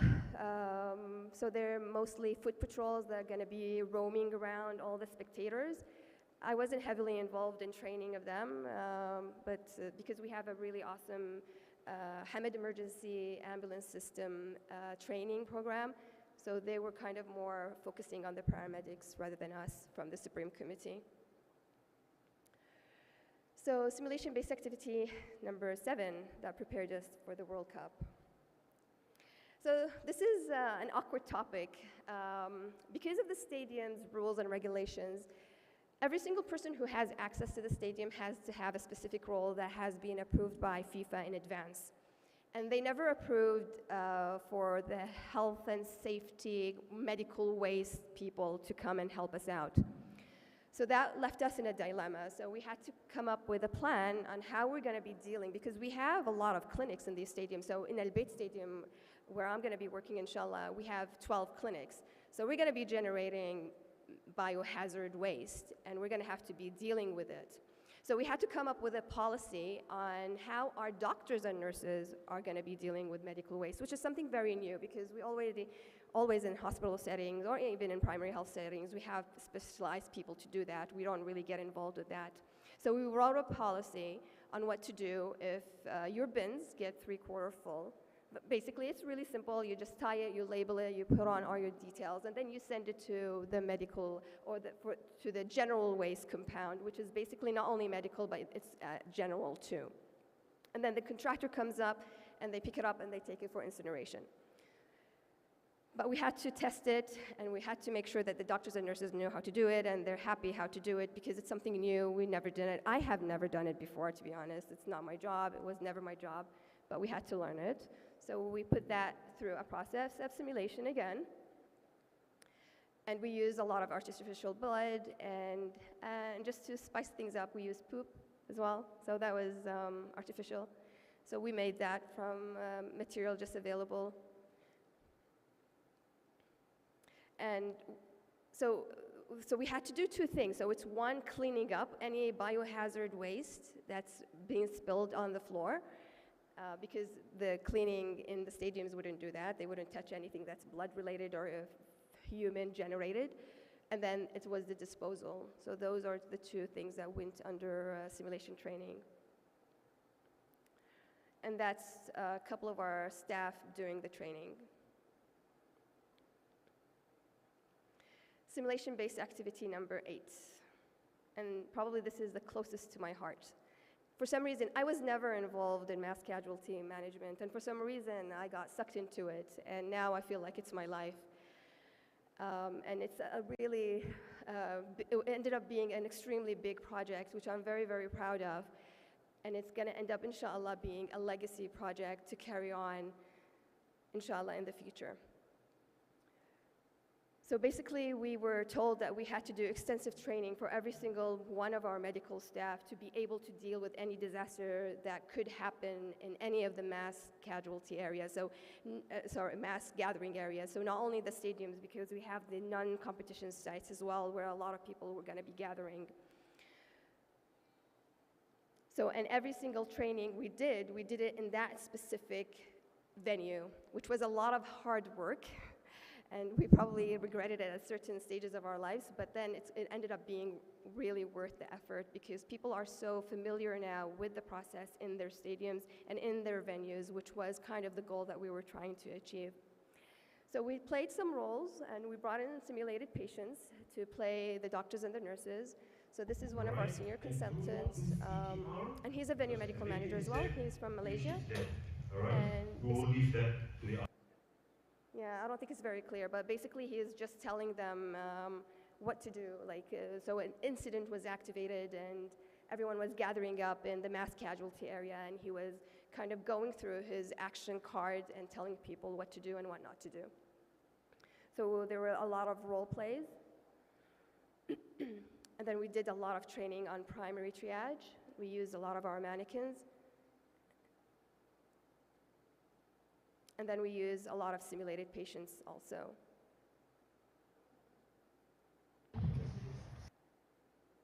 And then we did some training on secondary triage as well, again, using both simulated patients and mannequins. Sorry. And then treatment shelters. So our policy that we designed for managing of the mass casualty in the stadiums was based on the pre-hospital policy that we had from before.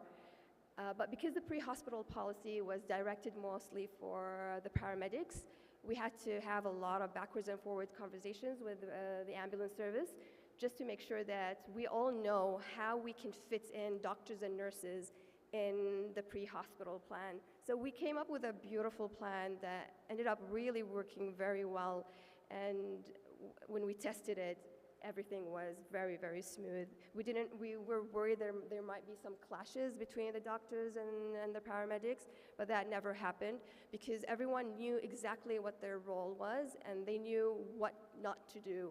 So for example, the command and control structure, we left it to the ambulance guys because it's kind of more their field than our field. But this is one of the treatment shelters, and we're just there was a scenario, and the lady who's on top, she's one of our field of play doctors as well. So at the end of the extensive training in each and every one of those stadiums, we had a national full-blown exercise that involved multi-agencies and a lot of disciplines.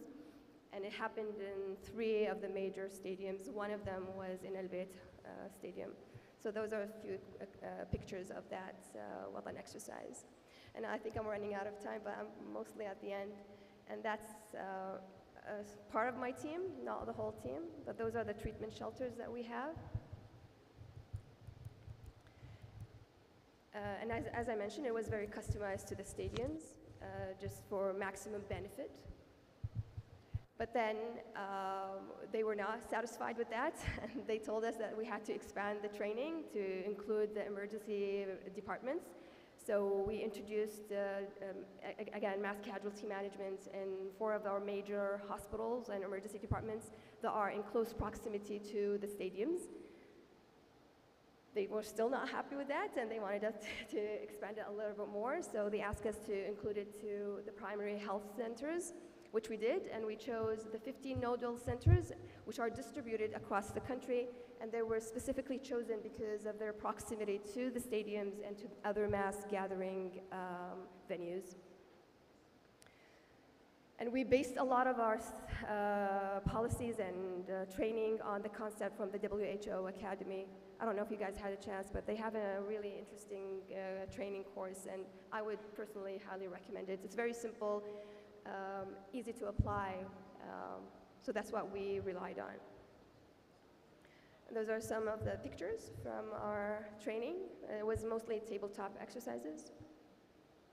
We use a lot of our own stuff, so our tags, our files, because we were always going to assume that our electronic system is going to be down, and our vests, radios. And we ended up, alhamdulillah, training 1,189 emergency physicians, doctors, and nurses.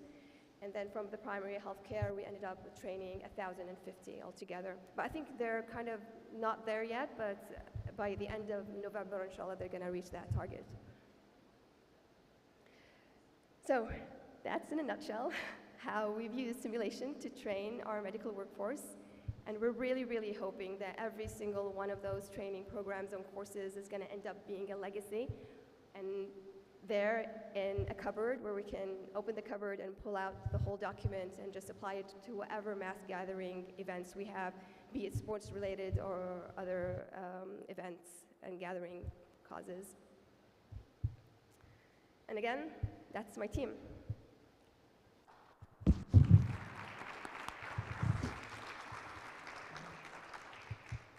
Sorry, I went over time, I think by 3 minutes. Sorry about that.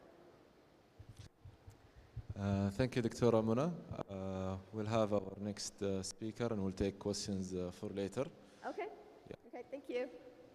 So our next speaker is Dr. Hisham Munif. He's a certified professional in healthcare quality, representing Mawhiba Foundation.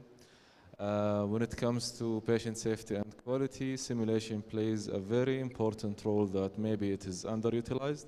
So Dr. Hisham will take us through the enhancement of the impact of healthcare simulation applications on healthcare quality and patient safety. Thank you so much, Dr. Abdurrahman, and good morning, everyone. And thank you for being here today.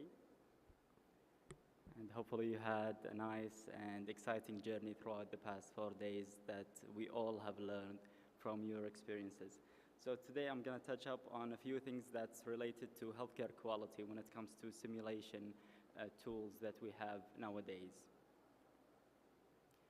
So we will define simulation as a whole, and we will identify the advantages of using simulation in healthcare settings, also discussing the value of simulation healthcare quality and patient safety, which is our core topic for today, as well as demonstrating some examples of real-life simulation advantages when it comes to quality improvement.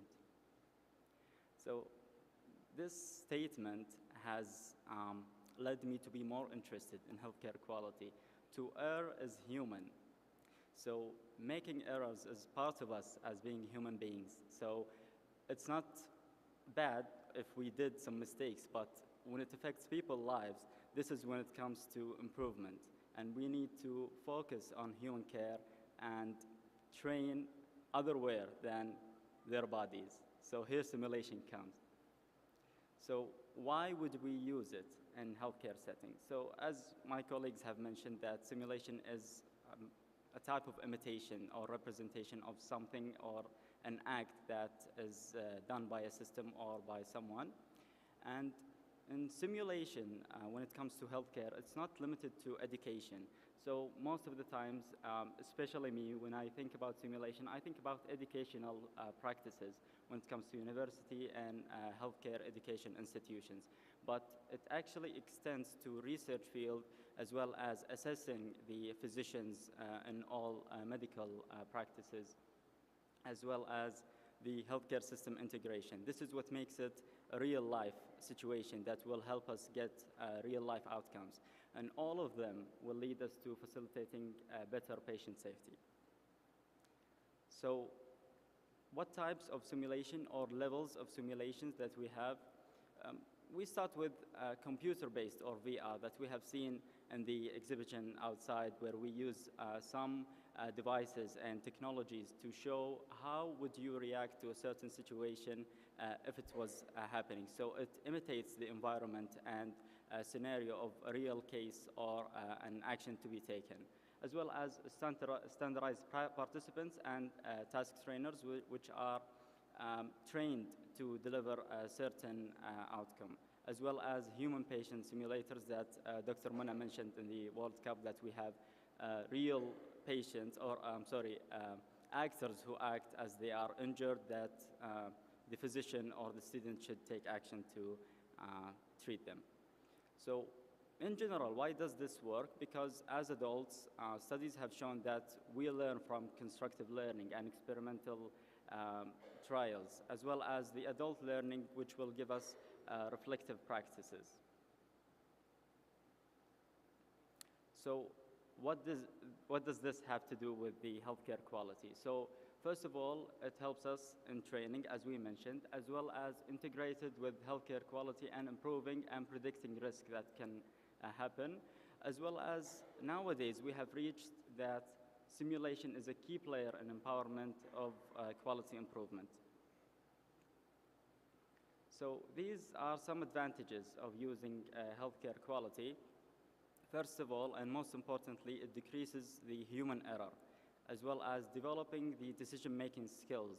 If we had the situation, then it's simulated, it did not happen in real life, we can predict what are the outcomes and we can prevent them from happening, as well as providing a safe area. As we mentioned, we are not practicing on real humans, we are doing this on simulated patients or mannequins.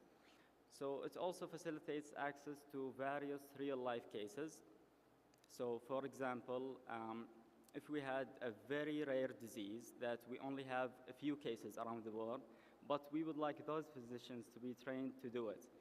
So how would we do that? We simply put this scenario in front of them in any institution and make them practice over and over again, as well as reinforcing skills by learning from mistakes. So mistakes are okay in simulation settings, but are not, or they will be harmful in real life cases, as well as analyzing the performance and identifying the gaps in the healthcare delivery system.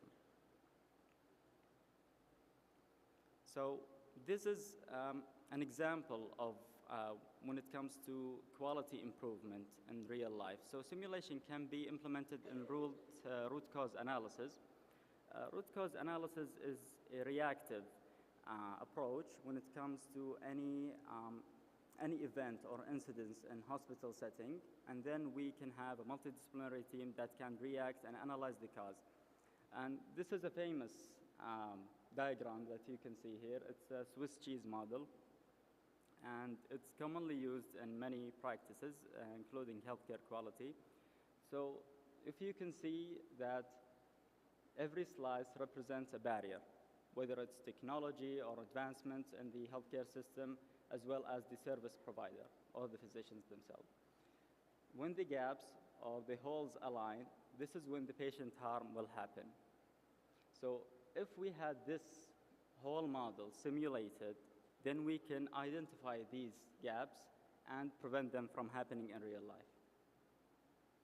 So our aim in root cause analysis simulation is to utilize the tools that we have to recreate some event, as well as identifying the contributing factors to prevent the future incidences, as well as identifying our capacities and capabilities to align with resilience goals that we will talk about later. And the methods that we are using are recreating events using the simulation tools that we have nowadays, as well as in situ or real life or work as it happens. We simulate things as they are working or happening live.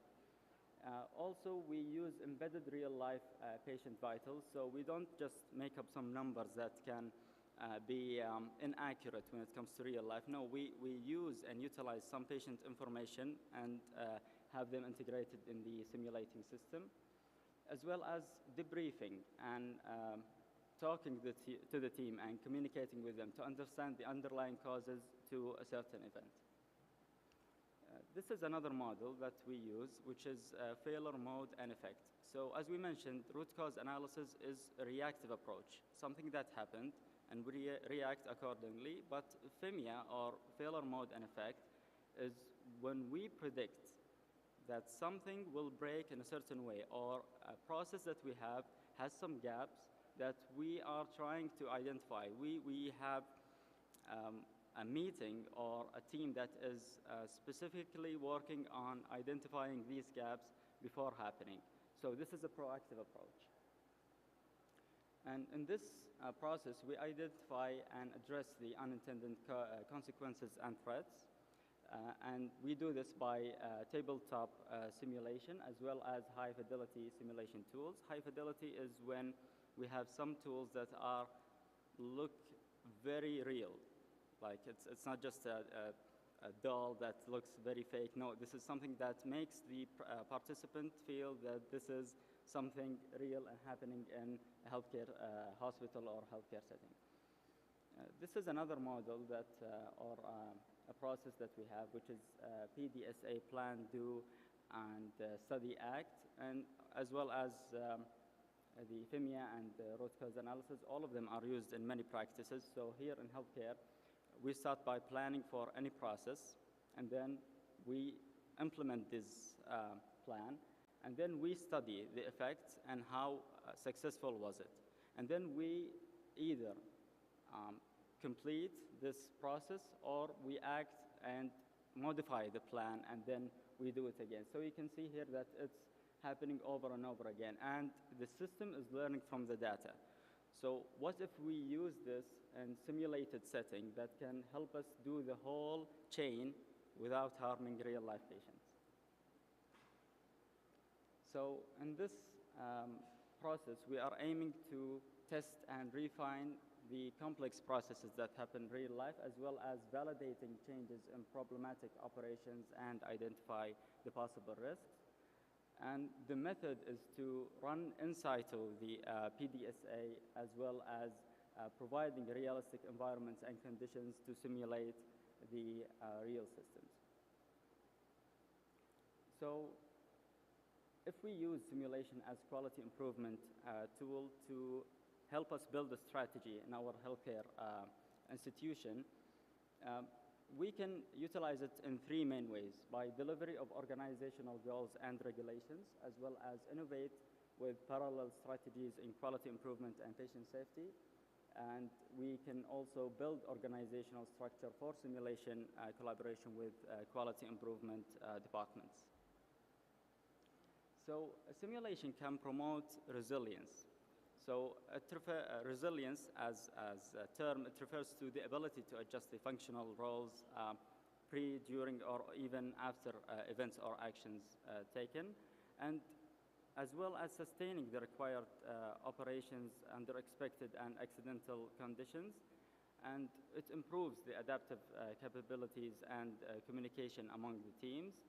And inside the simulation, it represents that the work as done, so which will allow the adjustment to do it live and care for the patient as it's happening. So it can play four major roles in promoting resilience. So first, it can monitor the process, respond to it, learn, and anticipate as well. So when it comes to quality improvement and patient safety, as well as anything in healthcare or any other discipline, how to get successful results rely on three main pillars. First of all, we need to have leadership involvement. Anything without the leadership involvement will not be successful or will not be maintained for a long time, as well as the safety culture and no blame culture. If we want to identify something, we don't just point fingers at people and want them to improve. Instead, we refer to the system as a whole, as well as the operational improvement tools that we have nowadays. So in summary, simulation plays a great role in healthcare quality as well as other healthcare settings. So if we use and utilize these technologies in improving our quality delivered to the patient, I'm sure that we will have greater outcomes when it comes to patient safety. So thank you for listening. Hope that was informative. And if you have any questions, please feel free to ask them. Thank you so much. Thank you so much, Dr. Hisham. So we will leave the question and answer after the last plenary session for this conference. We welcome Professor Abdulaziz Bokar, President and Chairman Board of Directors Saudi, Society of Simulation Society in Healthcare, Chairman, Department of Anesthesia and Critical Care, King Abdulaziz University Hospital, College of Medicine. Welcome, Professor Abdulaziz.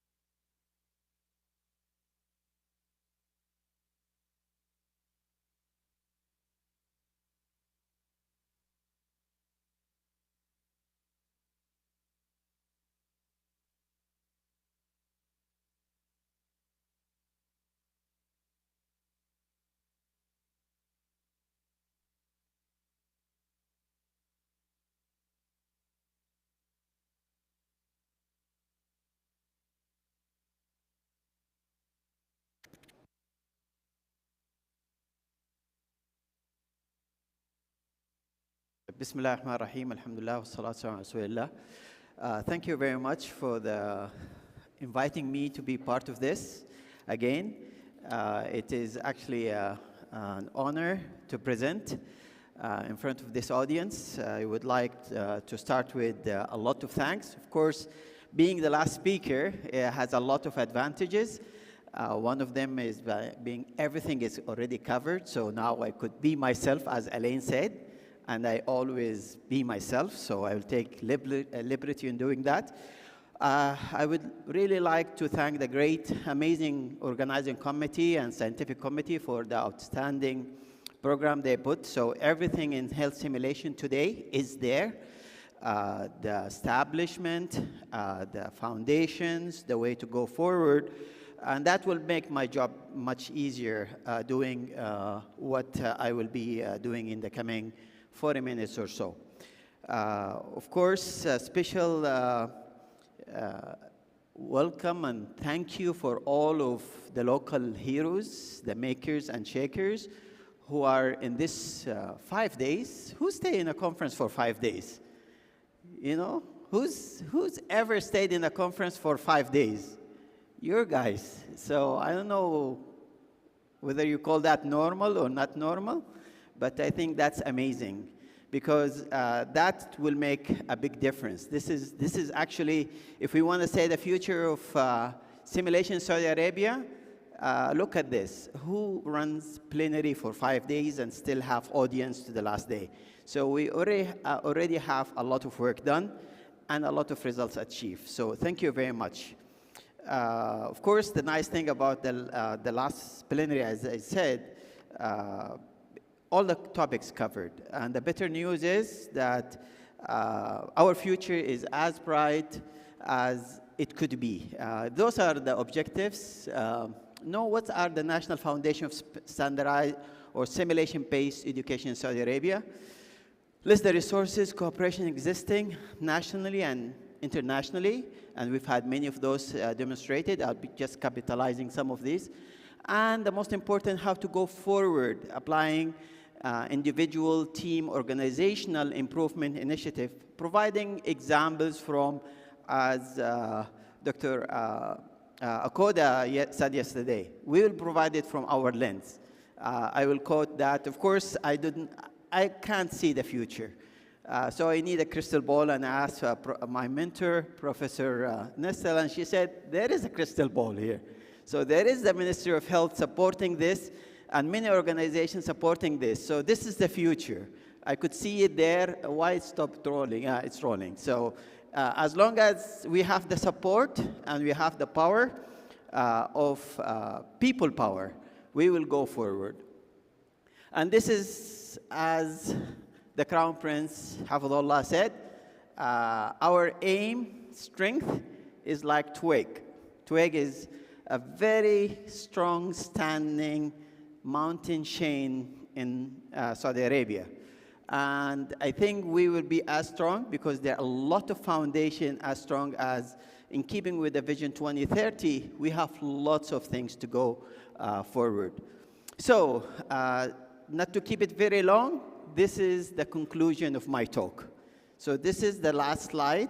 I'll put it forward, so if you're busy or you fall asleep, because you know I'm an anesthetist, so I could make people sleep sometime. So this is, simulation is highly needed in Saudi Arabia. Simulation is highly valued in Saudi Arabia. Simulation is not the focus. We need to focus on the outcomes, and integration models are evolving, and we need to capitalize on that. So this is the take-home message, and this is the conclusion of my talk. Now I'll go back and be myself. So this is where I come from. This is King Abdulaziz University.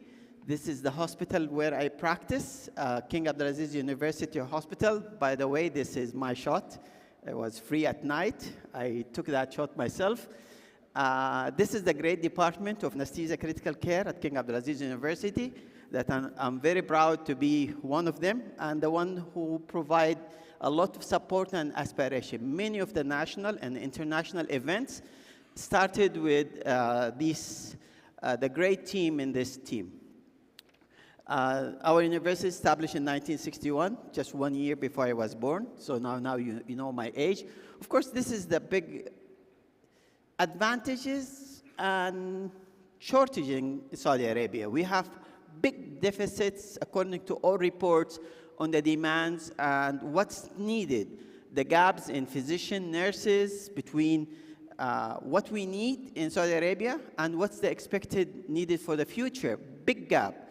That's a big problem and a challenge, and we have to find ways. And that's why it came to identifying the problems and the potential solution, like increased enrollment of students. We had that happen in the past, and it will happen again. Limited exposure to real patients, and ensuring competency for essential medical skills, and maintaining patient safety and staff safety. So those are the things that have led in 2007 to start our simulation program. But because everybody was complaining that students are not learning skills. They know knowledge, but they don't practice. So we started for skill, competence, and excellence as our motto for our simulation center. And this was our goal, to be the benchmark in the Middle East for simulation-based education. And our mission to provide high-quality educational program using simulation, and to design, implement, and incorporate training, incorporation of training using simulation in community and research activities as well. So this is basically what we wanted to do. This is the whole objective. As an anesthetist, we have so many catastrophes, but that happens in very infrequent basis. Do you think healthcare is safe? Everybody asks this question in this stage, and the answer is no. I always say, if any captain or somebody working the airlines having their family traveling, do you think they will call the company and say, who's flying to Egypt tomorrow? Who's flying to Europe? Do you think they ask? They don't. Why? They think it's safe. What if our family members having surgery or having anesthetics? Do you think we call who's doing it? So you have it. Who's on call tonight in ER? So once using the interfaces, the complexity in healthcare and aviation are different, but we're incorporating many of the things. And that was the objective, is to have one day people going to hospital. We go to hospital, we send our family members without asking the questions like pilots. So that's the project objective, and still we're working on it. We do have state-of-the-art audiovisual equipment and preparation at the center. We use all type of solutions, from basic part task, role play, as well as high-fidelity simulation, virtual simulation as part of the solution. Students routinely exposed to that. We had engagement first in the medical college. That's where our starting point. We have over 2,000 students in our medical college. Then we got the allied sciences, dental, pharmacy, and nursing colleges to be engaged. Then we went further to working staff in the hospital. We had great cooperation with the Saudi Commission for Health Specialties since 2009. And then also through 2012, we started working with the Ministry of Health in establishing courses and centers at different parts of the kingdom. Now, simulation in our college and university is integrated and embedded and recurrent. It's part of the curriculum in all these modules in the college. So in all the courses, we go through the same current cycle, called theory. We use the same. This is foundation for any course that we design for undergraduate, postgraduate, or continuous professional development. We developed over 400 different discrete simulation-based workshops. We delivered these in Saudi Arabia, different regions in Saudi Arabia, Middle East, Gulf countries. We provided more than 300 train-the-trainer workshops, over 2,000 trainers in our database regionally and internationally, basic and advanced. We have a very active Meet the Expert program, and that's part of our applications always. We always have paid attention to data. So as Dr. Hani Lababidi mentioned yesterday, you could be doing a lot of things in your simulation centers, but nobody knows. So you need to document, you need to have continuous improvement based on data, and this to be analyzed. And I kid you not, the only way to get funded for 300 million projects is to have a good data. So believe me, those data are very meaningful and very helpful for decision makers. Those are our sessions. We started the first year, 800 sessions. Before COVID, we hit up to 34,000 sessions per year, because we operate day and night from 8 o'clock till 10 o'clock at night, and also weekends. We hit the 1 million contact hours in 2015, and in 2018 we hit the 2 million hours. We were about to hit the 3 million contact hours very soon. Inshallah, maybe by next year we'll get it. We had a lot of publications. This is the paper that, or many of the papers have presented in this conference, preparing our hospital for Ebola and COVID in 2014 by Dr. Jamil and the team. And this was a reference now when the new COVID came, everybody used the same methodology that we use. And we actually also hospital-wide interprofessional simulation, integration of simulation in the kingdom, in post program, all this. Also, we did not forget to include the public media. We have a big presence in TV and newspapers, and knowing the public know what we do, because it's nice to be good, but maybe your neighbors does not know what you're doing. So you need to be there in the media, social media, public media, TV shows. It's not to, of course, to look nice, to show your family, see I'm on TV, but actually to spread the message, because everything needs work and hard work. And that, of course, the conferences with the great support from people from GCC, great support from the ASA, CSAM. We could not have done this without their support. So thank you very much. This is the first conference. From the first two, we always had a presence there, and will continue to be, because that's the engagement. You need to engage. Those are our people in the middle there. Our team usually here, so that's the ninjas. And the most important, also integrated in the simulation program of the anesthesia curriculum. This is the national anesthesia curriculum introduced in 2014-15. Now simulation is mandatory part of rapid response crisis management, boot camp, and this is, I remember, it is me. It is me. I touched it. I know, it's not them.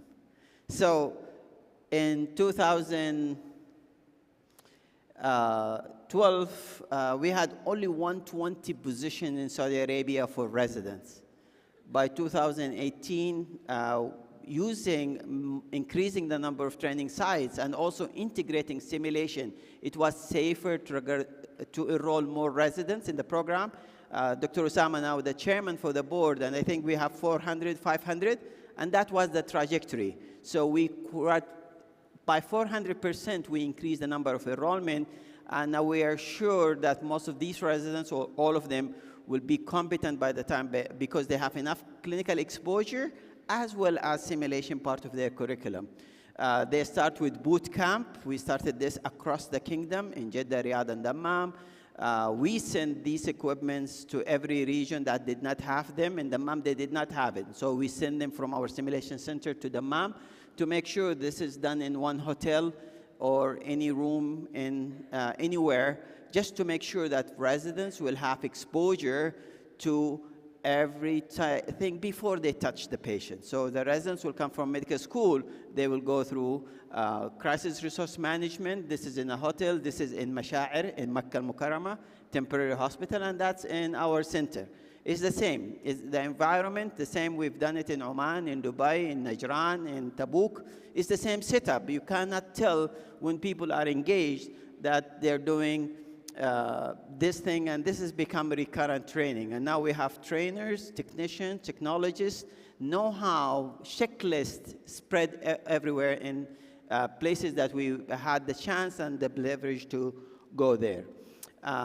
When simulation is happen, even senior staff, this is becoming routine. If we ask them that we will do a simulation, they will just enroll because they know it's a safe. There is no judgment, and when it happens, actually, you cannot differentiate it from real life. And this is what's happening day in and day out at our facility. This is one of our courses, the same courses that we've done in Arabic. We've done it in Russian. This was in St. Petersburg. Me, Dr. Jamil Abul Ainain, and Ms. Salwa Mansouri were there. I don't know how strong is your Russian, but I'm sure it's better than mine. But they were interacting. They really speak Russian, so because they are Russian. So this is our one of our international translated courses into the Russian language. We also published a lot on operation and booking and arrangement and data and making footprint on the internet. And very interesting, in the third conference here, we presented an abstract about our footprint on the internet, the simulation center. And 5 years later, the university did a consensus on websites and activities of different faculties, and there was a big blip at the university websites. The most active website, social media and everything was our simulation center. And then they will look, oh, this is a big university, and this simulation center has a big digit. We were the thumb on the cortex. We are very big in the map of the digital, and that was secondary gain that we did not work for. This has culminated in our application to the Royal College of Canada accreditation, which was very instrumental. That was our starting point, working on our mission statement, education, scholarship, patient safety, and we have to demonstrate this with data collected over 3 years from 2010, or from the day we started till we applied, 2015. And subsequently, we went for the SSH accreditation for the 5 standards, and then we applied for the Aspire Award of Excellence. The 2 accreditations seeks the minimum international standards, while the AMI standard seek for the excellence standards. There were 45 centers applying for this award, more than any award at the AMI, the European Society of Medical Education. And alhamdulillah, we were one of the first 5 centers who ever received the Aspire Award of Excellence, in addition to the Royal College of Canada accreditation and SSH. We got them in 2017, and recently we got them renewed to 2027. And also now we are a member of the Aspire Academy for Excellence in Simulation, and we're presenting our work on the behalf of the AMI, coming May in Singapore, and the part in Russia was part of that as well. In addition to applying for other feasibility and other accreditation for learning. Those are the leaders in the way, Dr. Abir Arab, Dr. Jamil Abul Ainain. They're very instrumental. Actually, as I always say, I'm doing the walk, I'm doing the talk, they're doing the hard work. Those are the people who have really the credit for doing this. I go just in the different countries collecting some awards and everything, but the people who do the work is actually the team behind me that support me. So this program work on staff professional development, improvement, educational and technology and equipment, using that to leverage the educational part and expanding services, grow where there is a space. This is our 300 million funded simulation project. It's finished construction. It will be open, inshallah, in 1 or 2 years. It will be 6 stories with 32 operating theater and 72 simulation areas with outpatient simulated program. Alhamdulillah, it was fully funded, and this is the way that maybe about that time I'll be like this, you know, with muscles, or maybe be there or not be there, I don't know. So this is also the great program, the great team that operate the simulation center at King Abdulaziz University. Those are the real heroes that they come from different backgrounds. They do operation technology in addition to their health jobs like anesthesia technicians, nurses, healthcare informatics, and health administrations. Other important aspect that I'm representing, and I think is very important, part and parcel of the momentum and the future of simulation in Saudi Arabia, is the Saudi Society of Simulation. It started after a third attempt to start it. We tried in 2010, then 2012, then 2015, and then finally during the first conference, the Health Simulation Conference, there was the first initiation for the college by the minister, Dr. Hani, Dr. Abir, Mr. Saud al-Mutairi, and many of you who started this. It's a group of enthusiastic simulationists who want to move forward, want to unite forces, and to bring everybody together to the same page to move forward. This is the mission is to dedicate it to train and develop simulationists for the future, and to be enhance patient or simulation-based education in the kingdom and hopefully in the region, inshallah. We are always part of the conferences. It's part and parcel, and this is some of the heroes of the society. We had a gathering the other night just to say thank you for the people who started the first round, because it was really difficult to go on the logistics, and we have, so if you see them around, tell them, of course we cannot say enough thank you for them, because they work on a volunteer basis. Everybody in the picture, I will not mention their names, but you know their faces, and they're around here, or some of them are away from here. But those are the people who are moving the national agenda in simulation. So as mentioned, plan, act, do. This is the way that simulation works everywhere. Not only in hospital. How do you think people went to the sky or went to the, maybe, yeah, sky doesn't need simulation, to space. And the most important thing, have to come back. And plan, do, check, act. The same cycle, go on and on. We just need to be like engineers, designing, simulating, and make sure that people come back to Earth. As this conference is about passion, purpose, and people, no decision about us without us.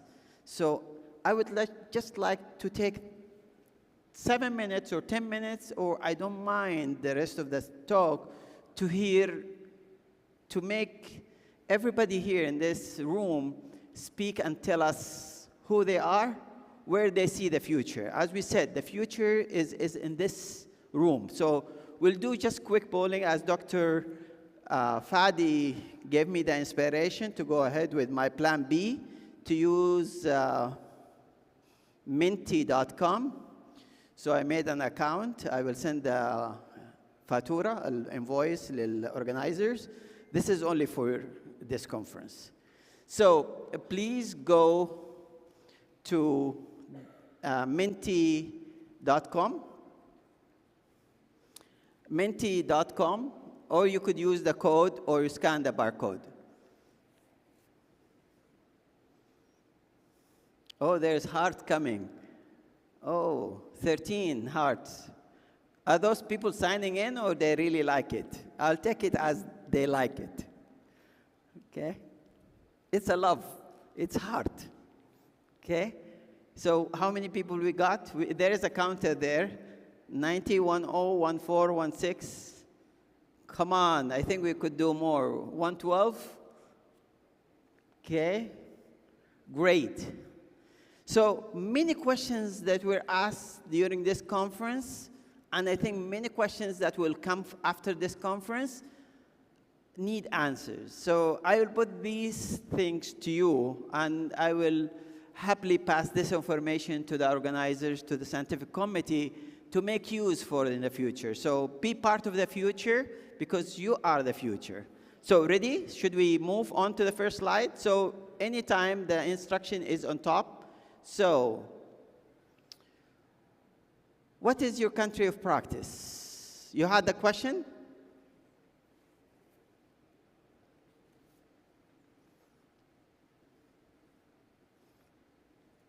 Want to test both Arab countries, you know, but just like this. ما يكونوا يا ابوي الأردن. I saw somebody from Jordan. Yeah, go for it. I'll wait for you. Yes, thank you. So we have 130 people, 131, 132. Okay. So next. If you're from Saudi Arabia, please select your region. I have to stay away.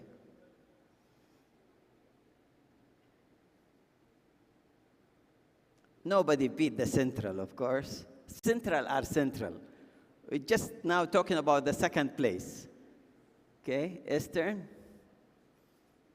أهلي كان المفروض أخليه بالأخضر منتخب يعني.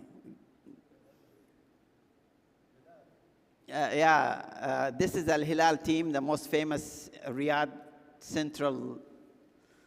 Okay, so we have 94. That's about it. That's good. So we have all regions of the kingdom represented, and this is important. So if you are in a group that is big, you have mountains of people with you, so that's great. But if you have little, you know, like relatively small number of people, you are the champions. You are the leaders for the place. So you have the biggest impact, because you will shine in your region by knowing the connections in this conference. So there is a message for everybody there. Please, for the international audience, please select the country so we could have a word count. You could select 1 or 2 or 3.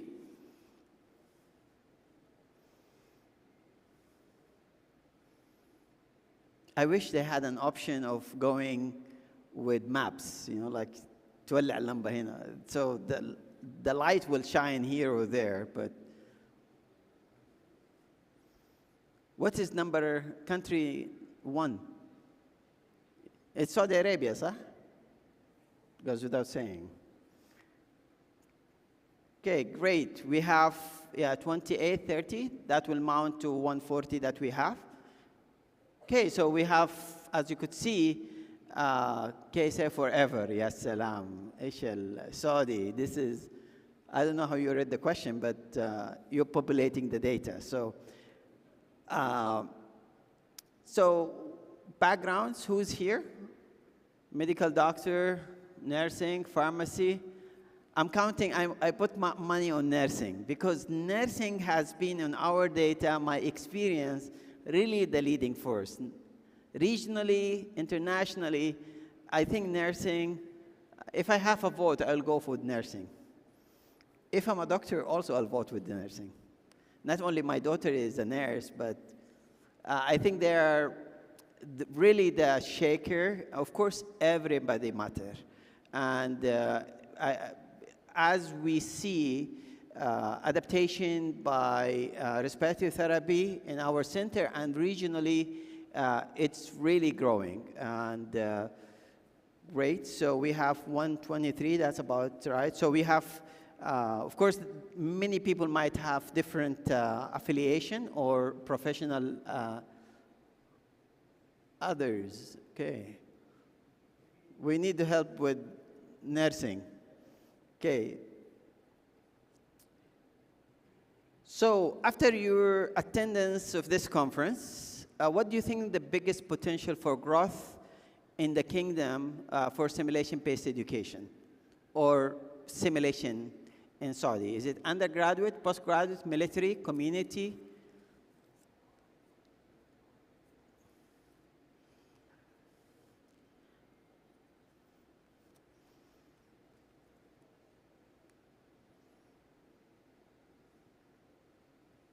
See how the things are moving? So we are about 80, 94, 98. I like the hearts that were coming in the corner there, but no more. But there's numbers now. If Elaine says is here, she will hate the numbers. You're not numbers. You really are the driving force for the future for this. So, yeah, so we have 124 votes. So postgraduate education, undergraduate education, community, military, and continuous professional development.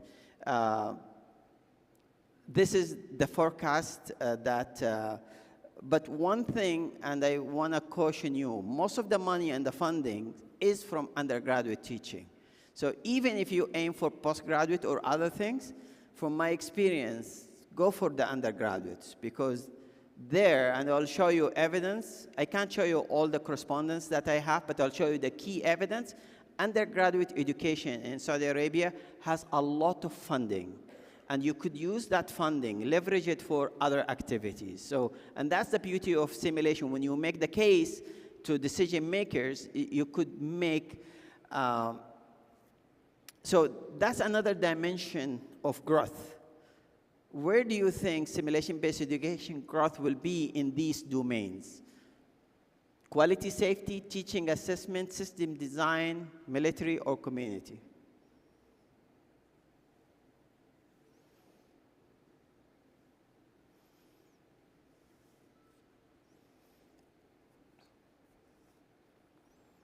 '61s.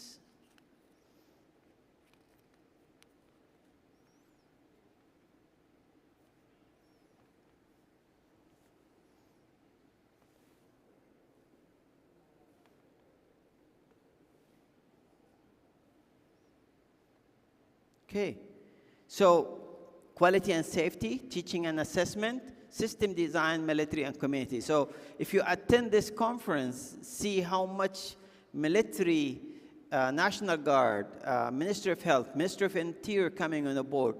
The enthusiasm there is so strong, but also the standardization that's happening there, I think will spill over to other areas. And of course, they will have all the support from all of us. Of course, quality and safety, I think this is where it really touches with hospital and organization, and teaching and assessment, definitely a way to go. So this question has come again and again and again. So what do you think about using simulation, assessment, and evaluation? Both high formative assessment and feedback. So it's either just formative or summative or both. Of course, I could have done without both, but I wanted really to hear your take about using it only for exams. Okay, so most of the people go for both. And, you know, like, I don't think simulation or anything else will go into real practice if it's not part of the exams. You know, like, I had this practical experience operating the first 5 years of our simulation center. We had a K+ model, like, which is equivalent to Harvey, and we had students never come to learn hard exams on these models. Why? Why do you think that students won't ever come to practice on these? Because they knew in the exam we have 6 circuits and we have only 5 systems. It's never part of the exam. so they never paid attention. And as Dr. Fadi mentioned, you know, like if you put it in the exam, everybody will go there. So exams are very strong motives, and we need to leverage that for simulation. If we are not integrating some sort of standardization and assessment, it will not happen. So the last question, I think, or the one before the last. So if you support, like most of you do, using simulation for high-stake exams, where do you think we should start? Undergraduate, postgraduate, certification, or recertification?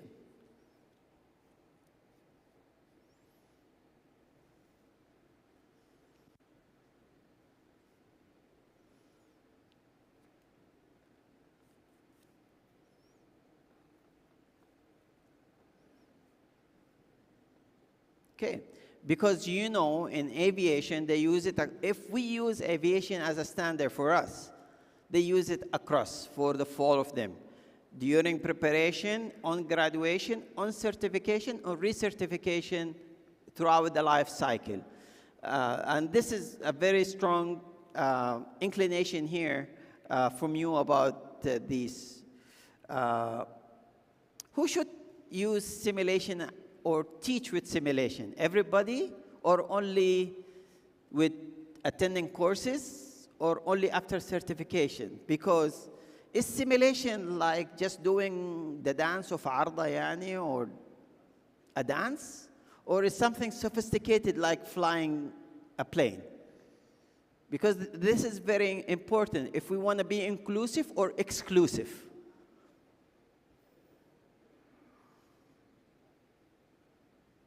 And this is very important mix, because if we just say it's only us, this is when we started the Society of Medical Education. If we said only people with medical education masters or degrees would be part of the society, we would just be only 4 or 5 or 10 of us. If we open up and say, okay, role modeling, low stake, formative training for everybody, of course, there's always advantages and disadvantages for any choice, but I could see here the distribution, very good. We are really there, you know, like the 2 points, only after certification. Of course, for certain courses, yes, high stakes.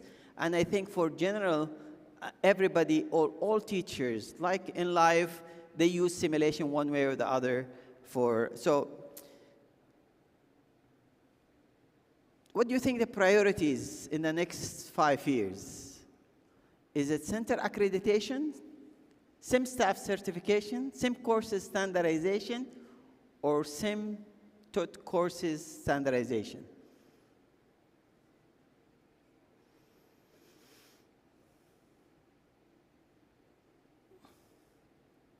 I'll provide all the answers and the result of the poll to the scientific committee to make use of if they so desire, if they pay for the membership fees for my mentors, okay?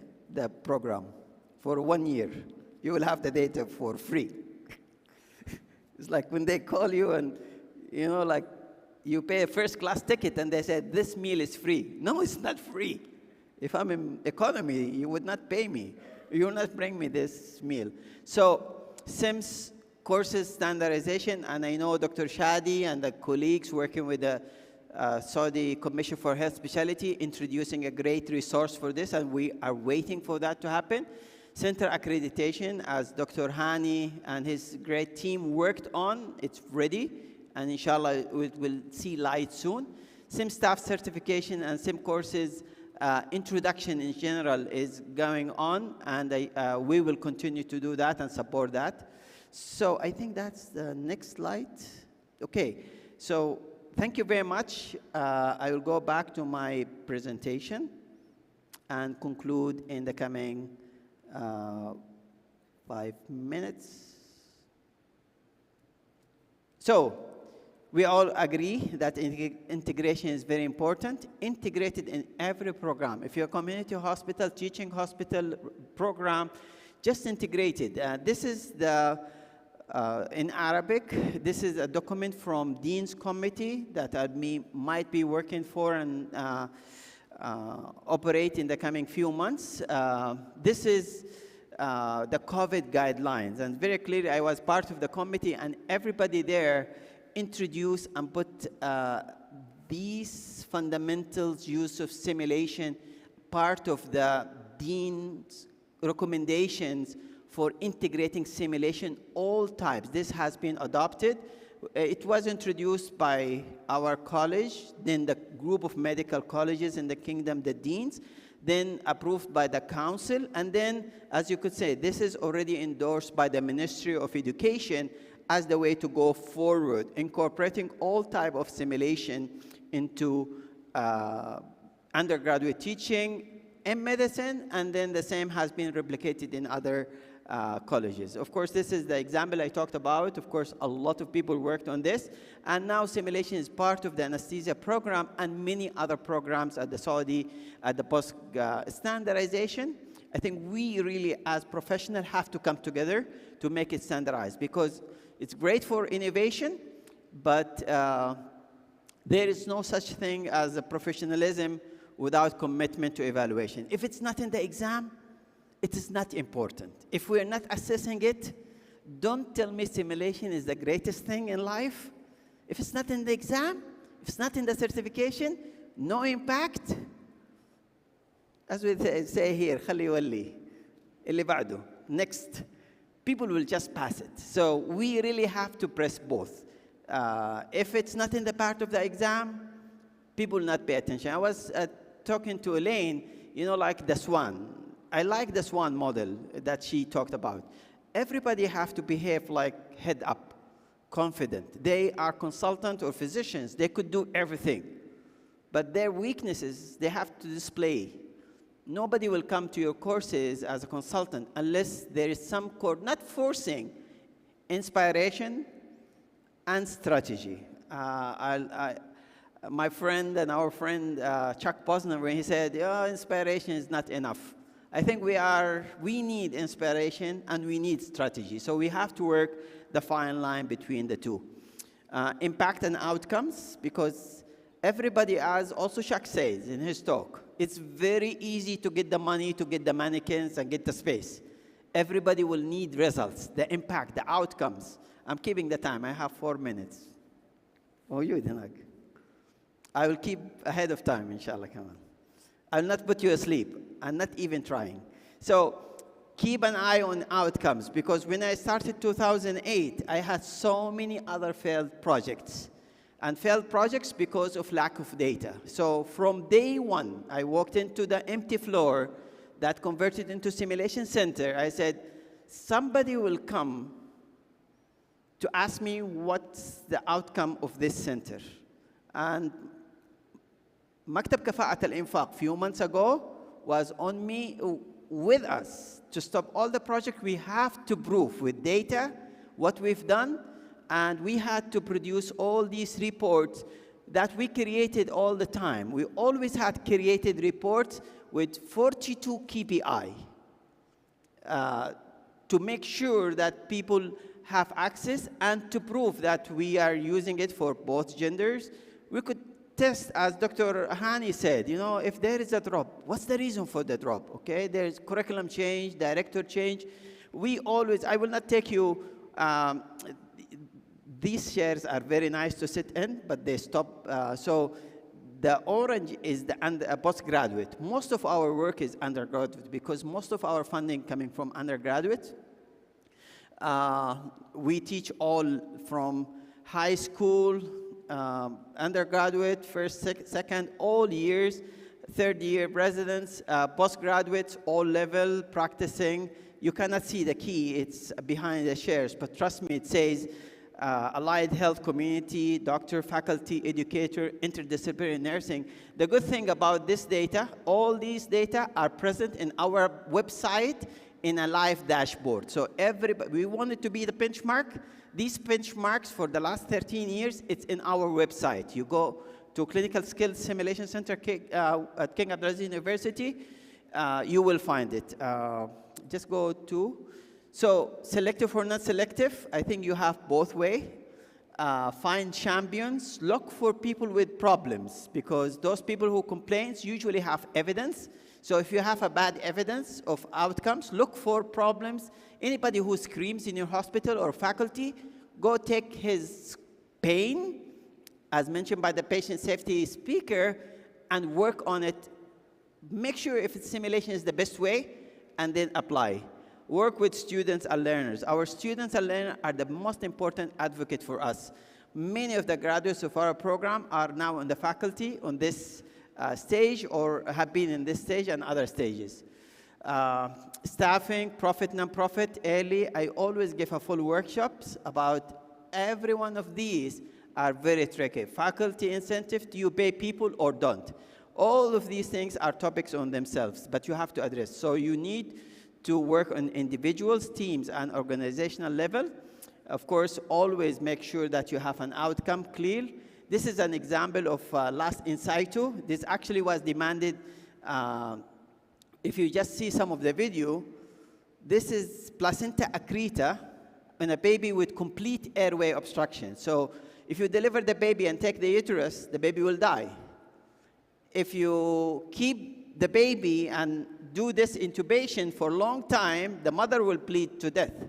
So we have to simulate this with 40 healthcare professionals, neonatologists, obstetrician, neonatal critical care, pediatric anesthesia, obstetric anesthesia, perfusionists, and this is simulated in the OR and then we have to debrief everybody, and then when operation day came, all the problems were worked out, and this is of course the bleeding, and you could see my bleeding style. Yay. Nasty, dangerous. Anyhow, but the beauty of this is when I was supervising the anesthetic on that day, and I had time to go out because everything was running. I had 2 teams, anesthesia team in the room, and I was taking selfie, and this is the actual operation. It was so smooth because all the potential problems were solved. So system-focused simulation is coming, and it will be coming. Work as imagined sometimes might be not as expected, so we have to go and simulate it to make sure that this happens. We've been through this a lot. During the pandemic, we developed our hospital system, tested the ER, ward, ICU, ER, everywhere. During the 6 months of the pandemic, we've trained over 3,000 people, where all the centers or most of the centers were closed, scared.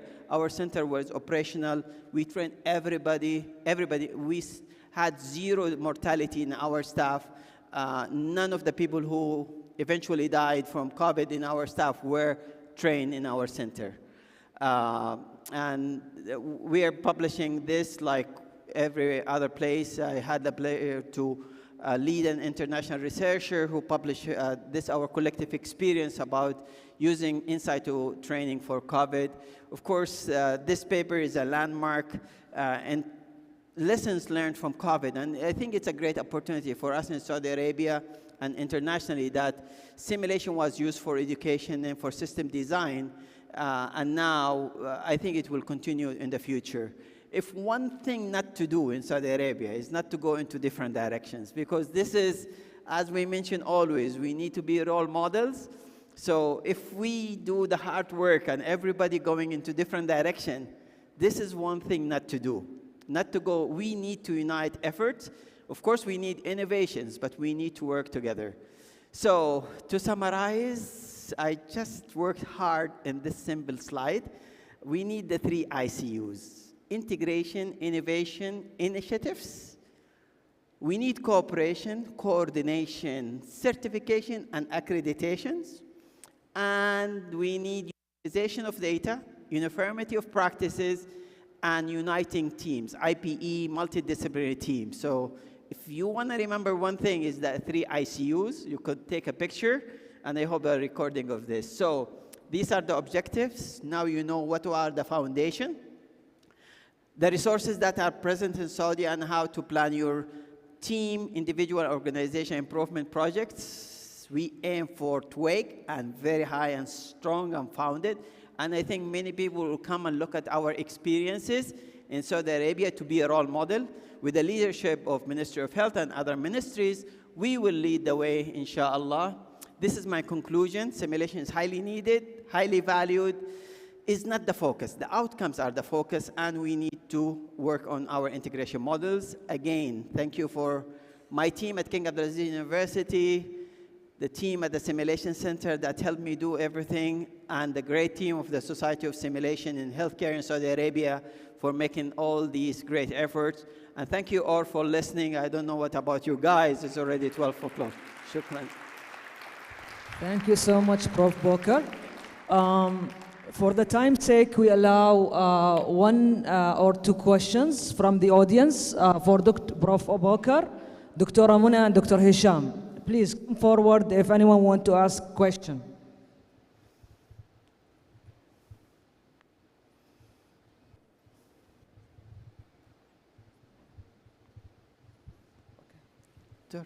دكتور تفضلي.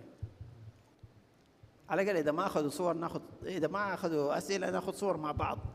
قول لهم هذول اللي في السام. يديك العافية. تسلم.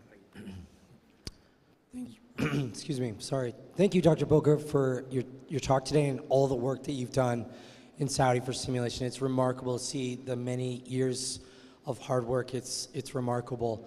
I've asked this question several times throughout the conference, and I feel like you are the best person to ask as well. Do you feel eventually we must have a mandate from governments around the world for their own nations to use clinical simulation as a requirement for education, training, and patient safety initiatives? Is that the long-term outcome of simulation, just like aviation, where it is a requirement for education, training, and flight safety? Thank you. Yeah, thanks, Lance. You know, this is a very important. I wanted to mention this, but I forgot during the presentation, the way to present the problem or the solution to people. So when you go to a director or the big boss or the boss, let's not go with problems. Let's go with what will be the solution, what will be the situation. So you could say, oh, we have a lot of deaths. Any director doesn't want to hear that, or a lot of morbidity. And this is a lesson I heard from aviation. The way that they sell their products of training is by saying or bringing forward the positive effect. So we will tell them, we want you to send your people, if need be, to healthcare without asking who's there. This is our goal. So that's a green sign. So I think but if they come back to us now and we don't have standardization, if they say it's a must tomorrow. I remember when BLS we asked BLS to be standard across all professions. The question is, okay, if we don't have enough centers of BLS, if there is no course called BLS, standardized and the same, all of a sudden you will have everybody not certified to work. So I think it's on us now to make what's the minimum standards. I think that we don't have the minimum standards. We have so variable, so we need to standardize things. To start with the minimum standards and then go forward. I think it's both ways, but I tell you, what I know from the governance in Saudi Arabia, working with all these agencies, it's a green light. We just need to do our work. Thank you. Another question from the audience? Thank you so much. I just wanted to thank you all for such a remarkable closing track. And I would like to specifically thank Dr. Muna for coming all the way to share your experience, as we're all simulation kind of educationists, and we know how challenging it is to kind of run kind of a simulation in a small hospital or a small university. Running this at a national level with high stakes is something just amazing, and we wanted to thank you for sharing that experience with us. So thank you so much. It's a pleasure, Nasreen. It's a pleasure, and thank you so much for having me. One last question before we go on a break for 10-15 minutes.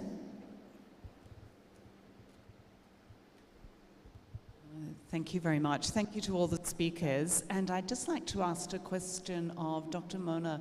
Absolutely enthralled by the preparation that you've done. And I'm just wondering what the impact on the usual healthcare service will be during that period, because that's such a lot of people to, I know they won't be taken completely out of the system during that time, but of course healthcare service delivery will need to go on. Yes, absolutely.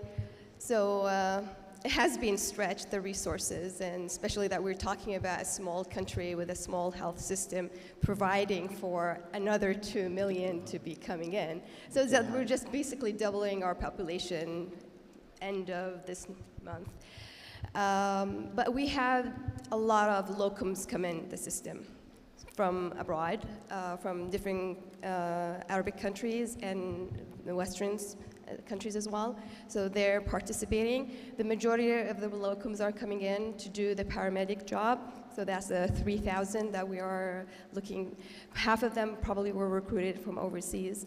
But the doctors and nurses are all from Qatar, and we wanted that deliberately because we wanted people to be aware of the system, and it's just going to be easier in terms of licensing and easier in terms of training as well. And being familiar with the whole environment. But you're absolutely right. It has been a tremendous pressure on our health system, and it's going to continue doing it for the next month. But we're so excited about it that everyone is just like volunteering, even helping out. Like you would be surprised if I told you it was only 3 of us who actually designed and ran and organized this training. Only 3. And everyone was expecting us to do everything from A to Z. However, we ended up having a lot of support from other places because everyone wanted to leave a mark and a fingerprint on the project. So instead of it being only 3, we ended up being 30 because of the number of people who came in to volunteer. It's a historic milestone for the country, and everyone is so proud about it. And it's because of that we're getting a lot of people coming in and helping out, whether it's manpower or resources or equipment. But yes, you're absolutely right. We're totally stretched out to our limit. But if I knew about this topic, I could have included who wants to volunteer to go to Qatar if needed. في أحد? Anybody want to volunteer? Look at those numbers. See? Okay, no one wanted to come before, but now. So here is the message. Everyone is more than welcome. Me Everyone's too. more than welcome. See? A lot of people. Thank you. Sorry to take up a few more minutes. Just first, I just want to thank the Ministry of Health for the invitation. And it's really rare to have representatives from global simulation organizations all in one place to collaborate. And I've had such great experience over the last 5 days speaking with different organizations. And I was curious, kind of putting it back to you, Dr. Boker, how can societies like the Society for Simulation Healthcare collaborate, work with you? How do you see that in the future? So advancing simulation from a true global perspective, and how can we help in your efforts in the Saudi Society for Simulation in advancing healthcare simulation? Yeah, like we cannot do it without the great support, because like what happened in America, what happened in Europe, what's happening in Australia, your people are 20 years, 30 years, maybe longer on this road, and it's really been inspirational working with the SSH, Royal College, and other organizations, CSAM, to support our first conference in 2014 in Prince Sultan College, and then the Ask Me Arab Simulation Conference in Medical Education in Oman, and then the other conferences here and our assembly. I think we cannot do the future without cooperation with you. So we really appreciate all the efforts from the first board members who came and yourself.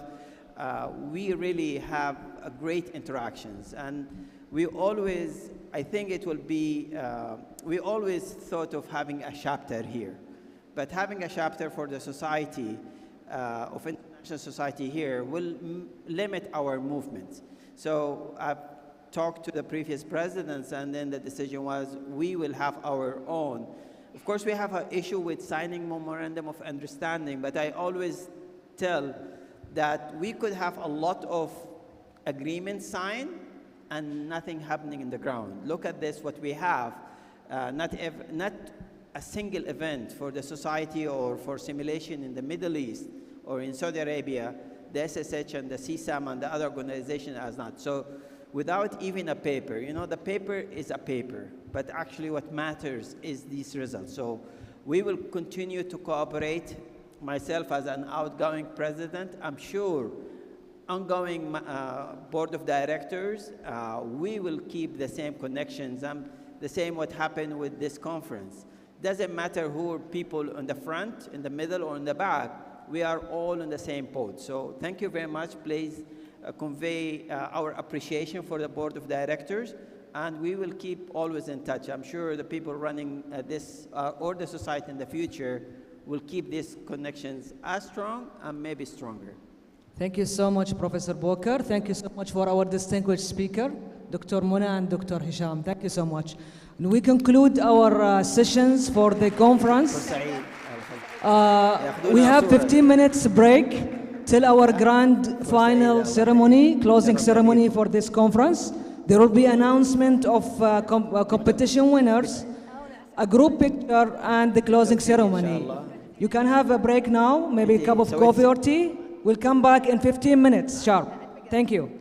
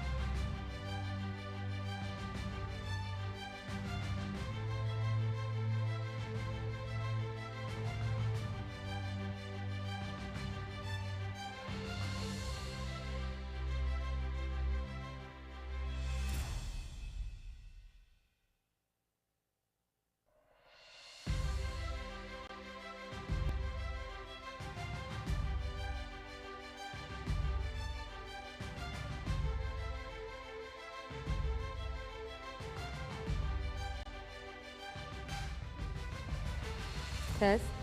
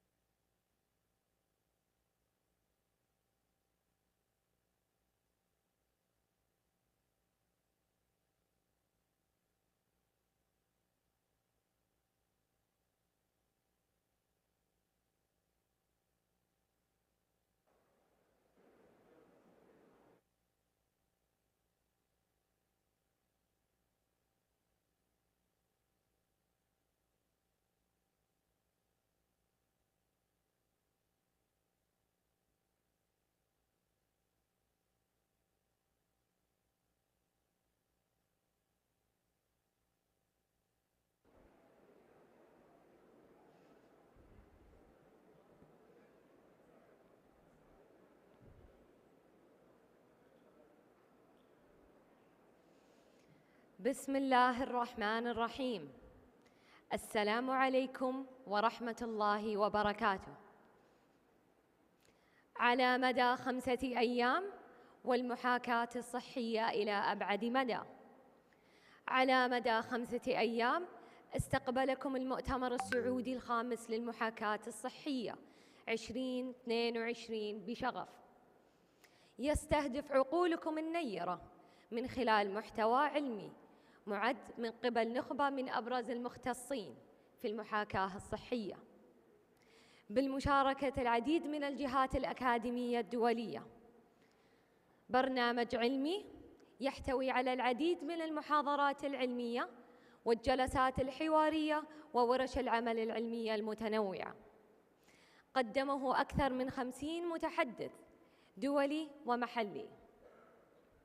يرافقه العديد من شركاء النجاح والإبداع في القطاعين الحكومي والخاص، مقدمين عروضاً حية لأحدث التقنيات في مجال المحاكاة الصحية. صاحبناكم في العديد من المسابقات العلمية التي حاولنا من خلالها استثارة عقولكم لاكتشاف مواهبكم وابداعاتكم. هدفنا الأسمى ضيوفنا الكرام تلبية رغباتكم، والذي سينعكس على ما تقدمونه من خدمة جليلة في كل ما يتعلق بصحة الإنسان، محققين بذلك ما تصبو إليه حكومتنا الرشيدة في ظل خادم الحرمين الشريفين وولي عهده الأمين. تحت رعاية سعادة وكيل الوزارة للموارد البشرية، نتشرف بحضور الوكيل المساعد لتطوير الموارد البشرية. أصحاب السعادة، أيها الحضور الكريم، تحية طيبة نهديها لكم في حفل ختام أعمال المؤتمر السعودي الخامس للمحاكاة الصحية 2022. Ladies and gentlemen, our respected guests, we would like to welcome you all to the 5th Saudi Health Simulation Conference closing ceremony.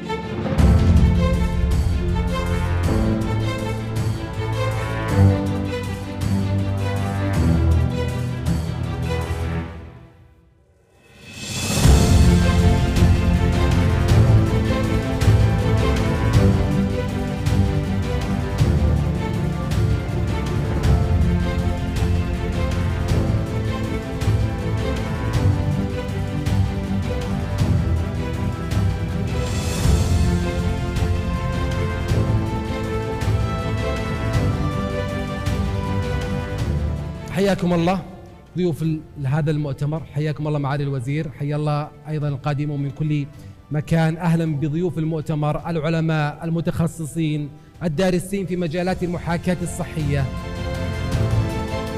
هذا التطور المتسارع يشير إلى أن المملكة تمضي قدما نحو أعلى المراتب بإذن الله.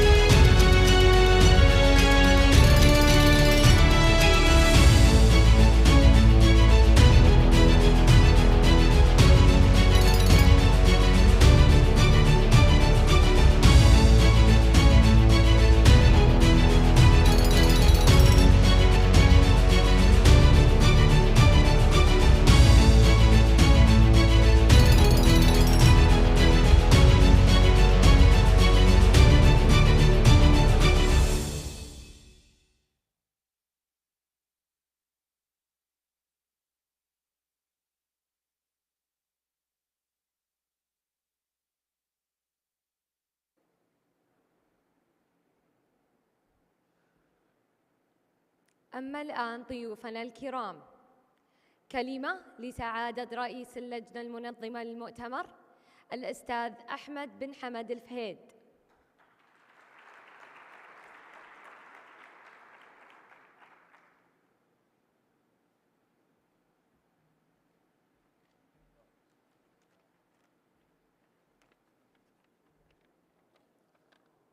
السلام عليكم ورحمة الله وبركاته. سعادة الوكيل المساعد لتطوير الموارد البشرية الدكتور سامي السلمي، أصحاب السعادة، الحضور الكريم، نحمد الله على توفيقه وامتنانه ونحن نصل إلى آخر لحظات المؤتمر السعودي الخامس للمحاكاة الصحية 2022. نستذكر بدايات هذا المشروع ومراحله المتعددة خلال الأشهر الماضية. نستذكر دعم قياداتنا في الوزارة وإيمانهم بطموحات هذا المشروع وثقتهم بقدرات الجميع. نستذكر جهود جميع العاملين على تنفيذه بكل شغف وريادة. نستذكر كيف تضافرت الجهود لرسم الأمنيات وتجاوز التحديات. أصحاب السعادة، الحضور الكريم، قضينا سوياً 5 أيام من العمل المشترك لتنفيذ المؤتمر وتحقيق أهدافه لتبرز للجميع أرقامه بكل تفرد واستثناء.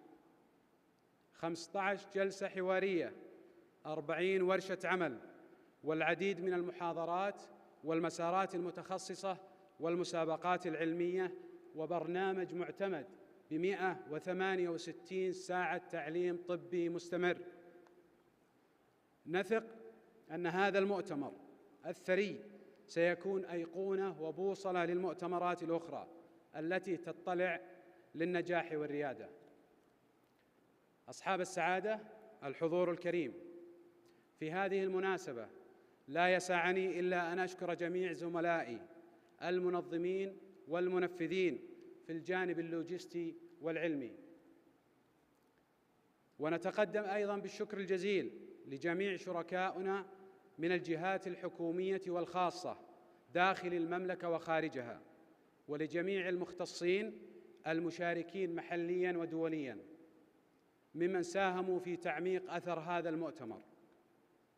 الحضور الكريم، اسمحوا لي أن أتقدم ببعض الكلمات باللغة الإنجليزية. Dear international speakers, the 5th Saudi Health Conference organized by Ministry of Health is concluded today. It's our great pleasure to spend the past 5 days with you, with colleagues from different countries. With your participation, the conference successfully finished its all sessions and activities. On behalf of the organizing committee, I would like to extend our sincere respect and most sincere gratitude to the joint efforts of all participating leaders, experts, speakers, and educators who were of great value for this conference. I believe we all have the same feeling that healthcare practitioners have the same dream of providing high-quality care for patients and public. Such a dream requires building bridges between educators and healthcare providers to transfer up-to-date knowledge and skills. Thank you very much, our international colleagues who traveled to Saudi Arabia and be part of this conference. زملائي في إدارة الشؤون الأكاديمية والتدريب، المبدعين والمتألقين دائماً، شكراً لكم بحجم السماء.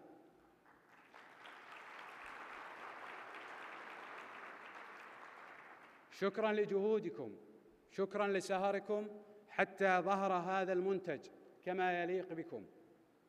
تعلمنا جميعاً أن لا سقف للطموح ولا حداً للإنجاز. وإلى لقاء قريب في دروب النجاح والتميز. والسلام عليكم ورحمة الله وبركاته.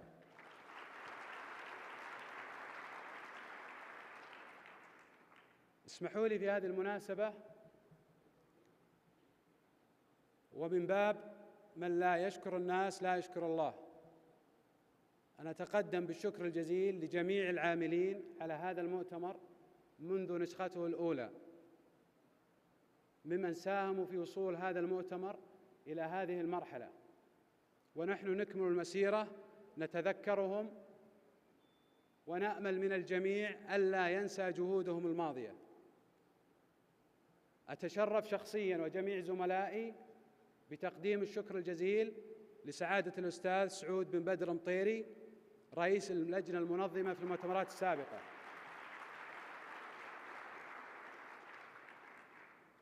ولسعادة الدكتور البروف عبد العزيز بوكر،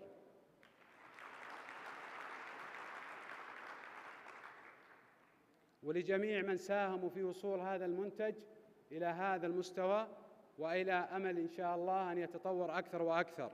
ونذكركم جميعاً بهدفنا، بدأنا من الفوندمنتالز ونحن الآن نتجه إلى الأدفانسد. بدأنا على المستوى الوطني، انتقلنا لمستوى المنطقة، وهدفنا بإذن الله الوصول للمستوى العالمي بكل تفرد وتميز. شكرا للجميع.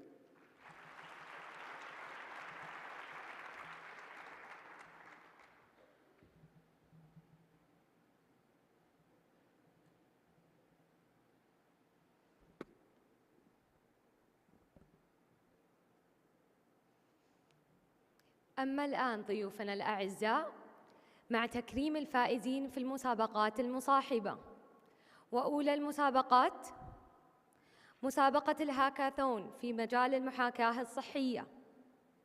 الهاكاثون هو حدث يجتمع فيه المبرمجون والتقنيون لتطوير البرمجيات المختلفة برعاية شركة السحب المتطورة. يتفضل الأستاذ وسيم الجوادي والأستاذ صالح فضائلي للمشاركة في تكريم الفائزين بالجوائز المالية. كما يتقدم الآن مستر فيروز سيكنداربر بتقديم عضويات سنوية للفائزين. Now welcoming Mr. Feroz Sekundarpur to grant SimGhost Annual Membership for Hackathon winners.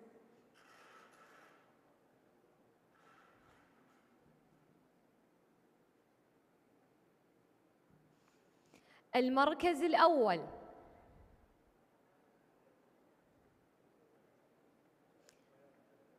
TERE Team.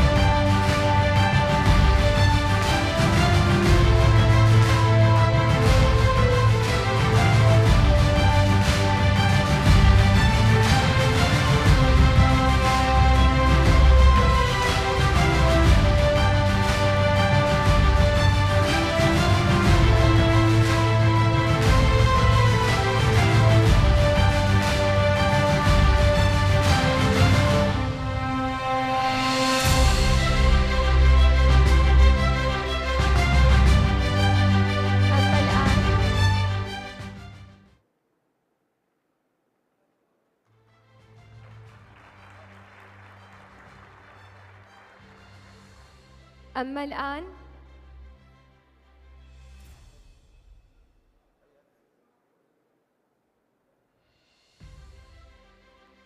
الآن مع المركز الثاني Fixed Precursors.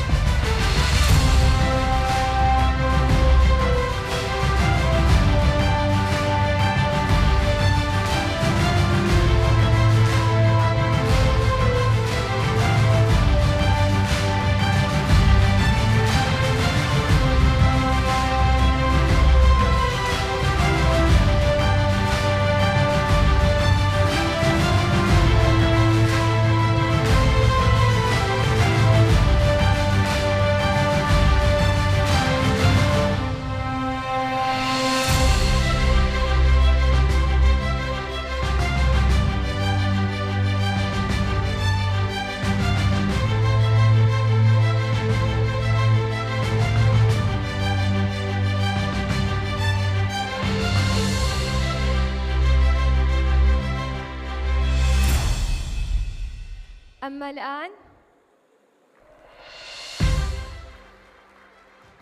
مع المركز الثالث تحسن.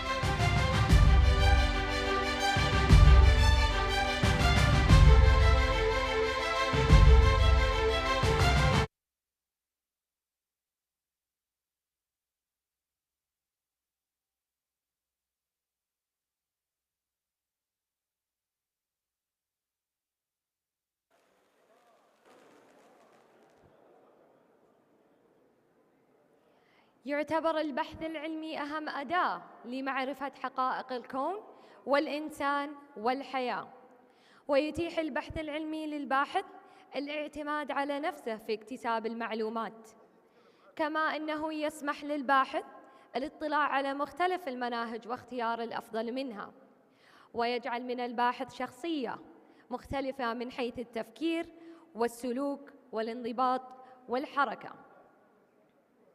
مسابقة البحث العلمي برعاية شركة بحثي Research Incubator Competition Winner. ويتفضل الأستاذ سعود النصير ممثلاً للشركة في المشاركة في تكريم الفائزين بالجوائز مع منحة خدمات بحثية مساندة لكل باحث.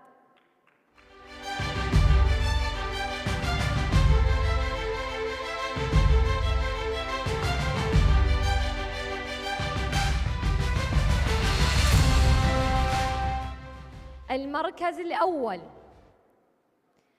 غادة بن مجلي.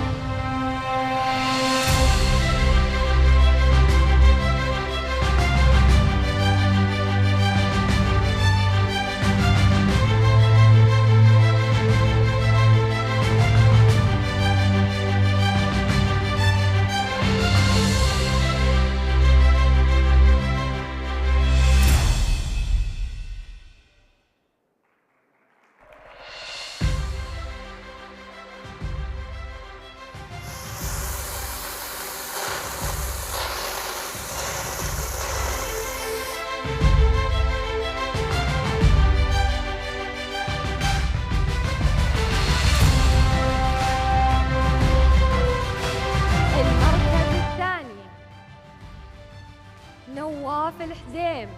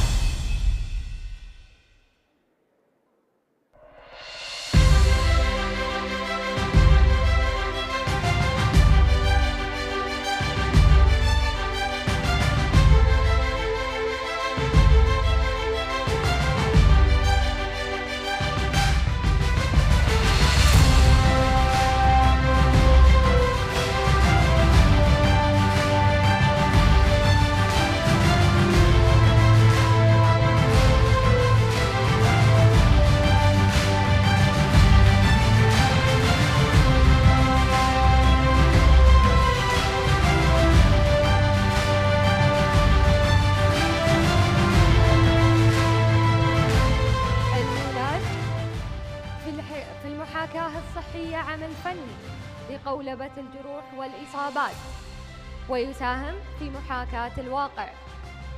مسابقة المولاج برعاية شركة 3 Trees، ويتفضل الأستاذ جبران النمازي ممثلاً عن الشركة للمشاركة في تكريم الفائزين.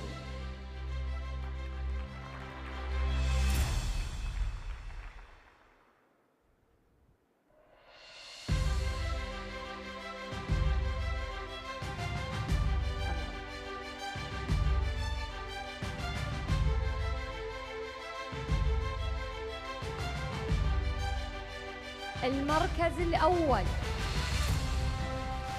زهراء الحليسي.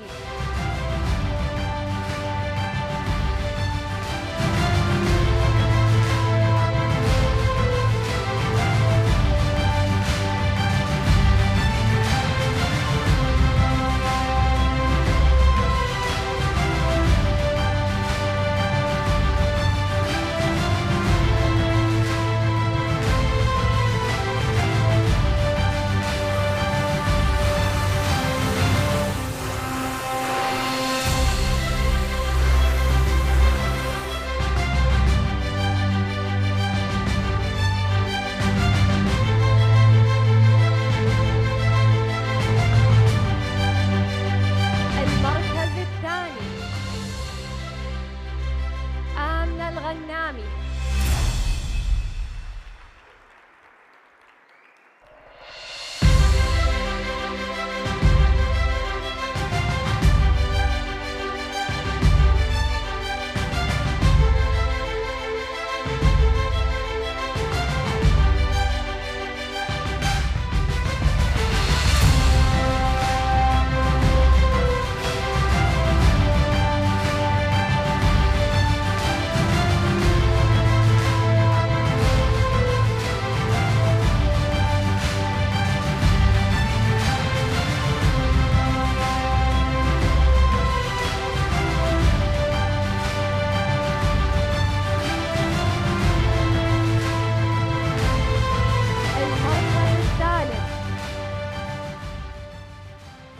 القاضي.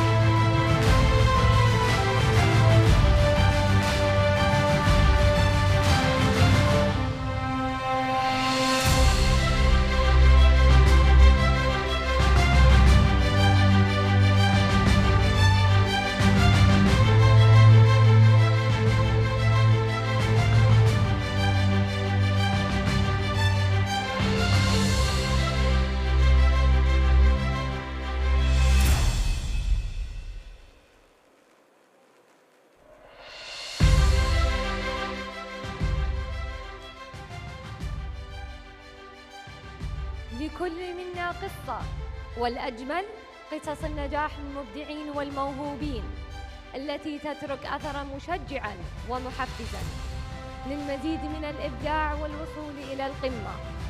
مسابقة قصص النجاح برعاية شركة العين الثامنة للتدريب والاستشارات.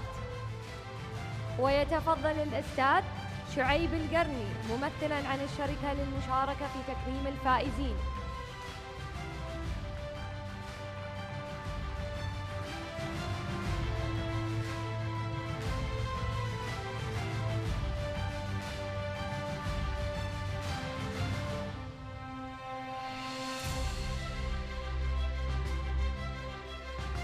المركز الأول بندر العتيبي.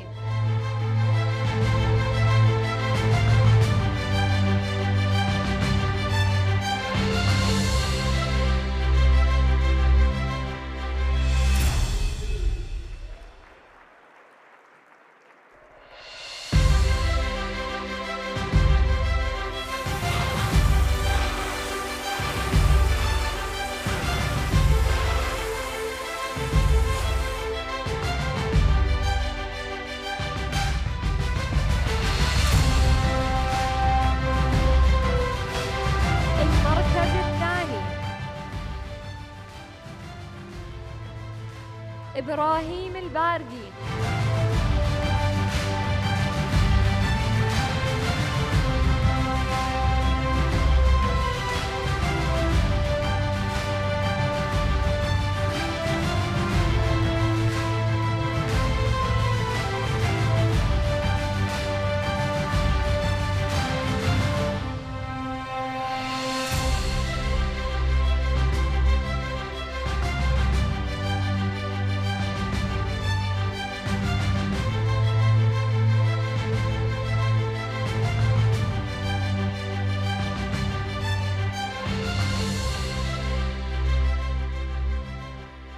المركز الثالث مركز المحاكاة في المجلس العماني للتخصصات الصحية.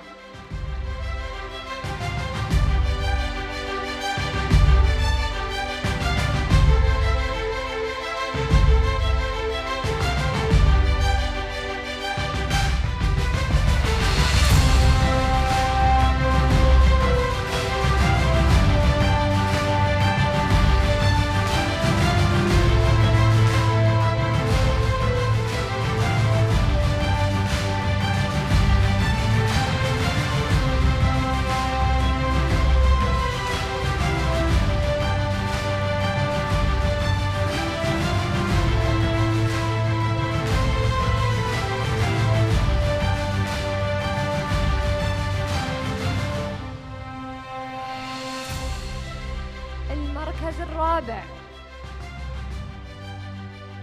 أسماء الحربي.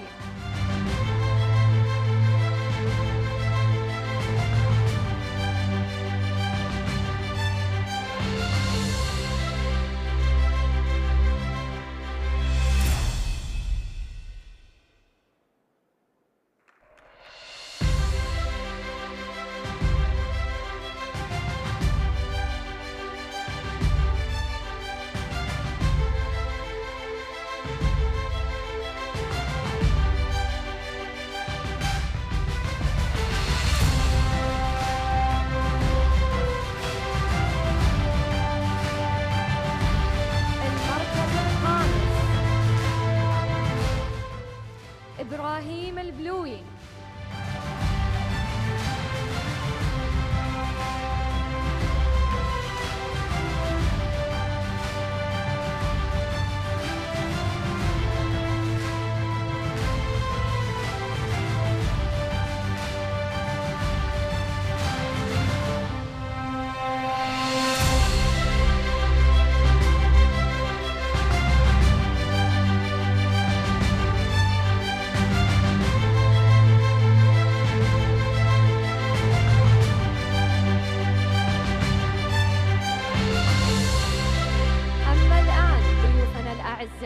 مع الفائزين في المسابقات العلمية.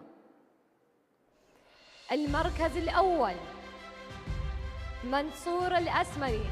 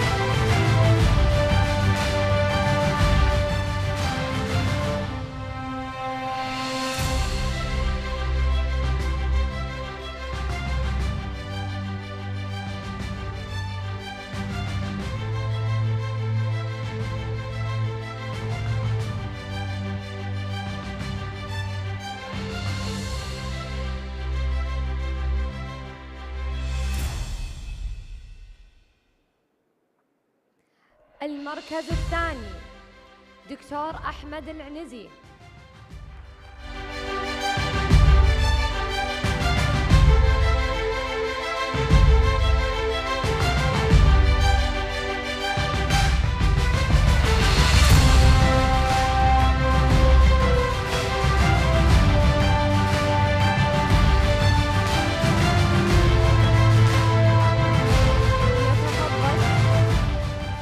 سعادة وكيل الوزارة لتطوير الموارد البشرية الدكتور سامي السلمي.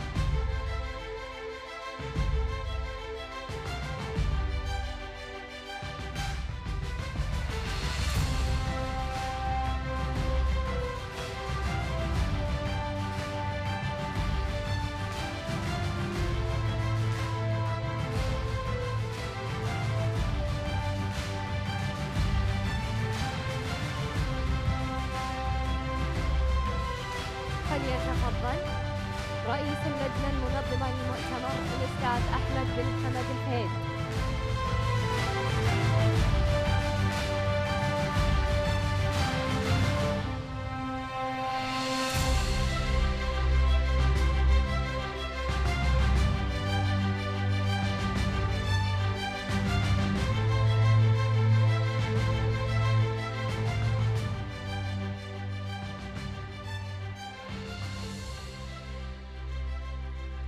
الفائز الثالث دكتور عبد الله المرشد.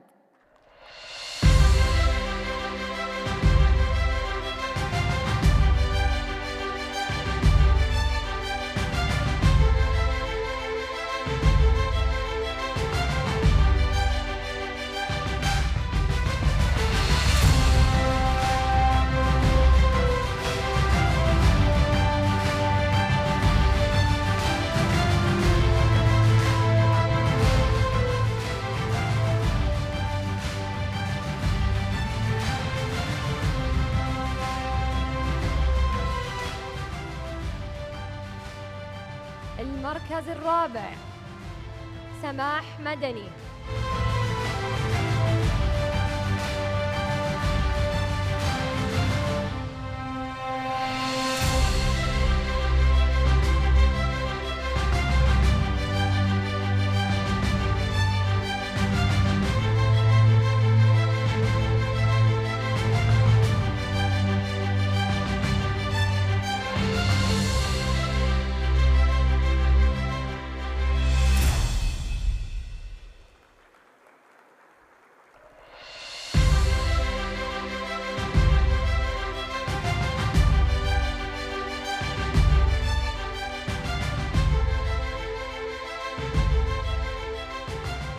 المركز الخامس جنان المعتوق.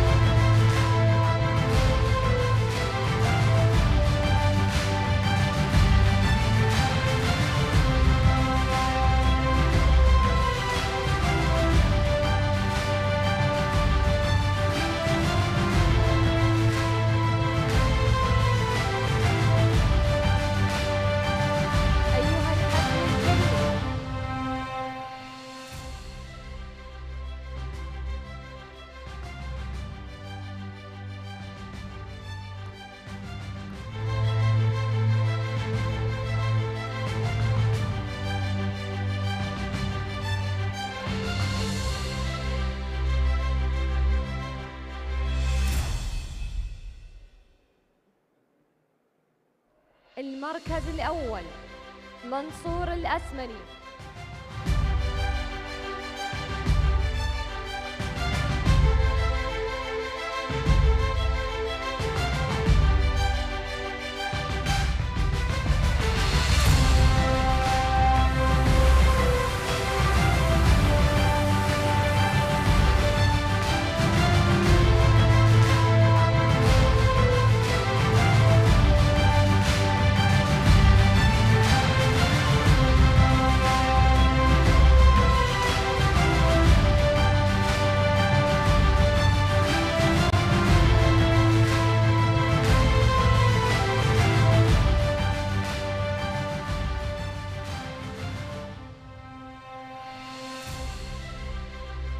أيها الحفل الكريم وللشكر بقية، يتفضل سعادة وكيل الوزارة لتطوير الموارد البشرية بتكريم الشركاء الأكاديميين.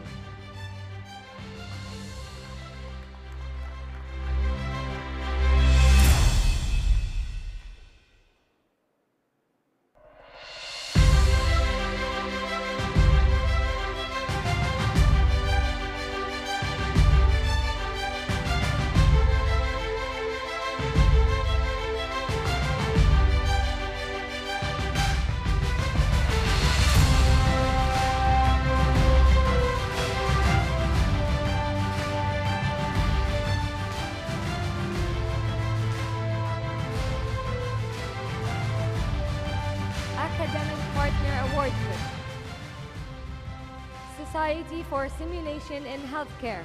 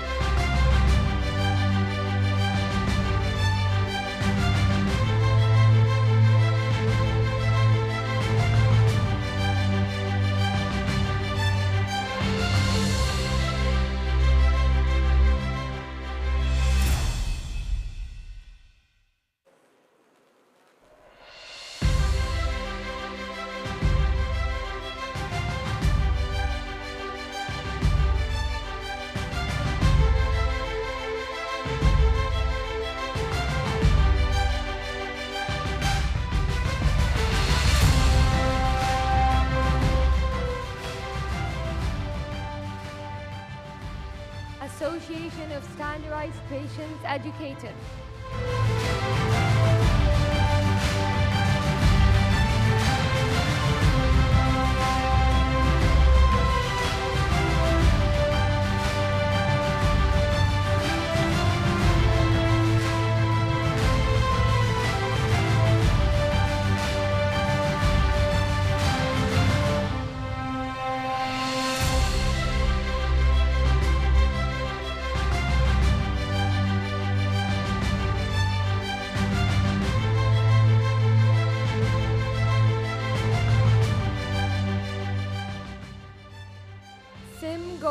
Gathering of healthcare simulation technology specialists.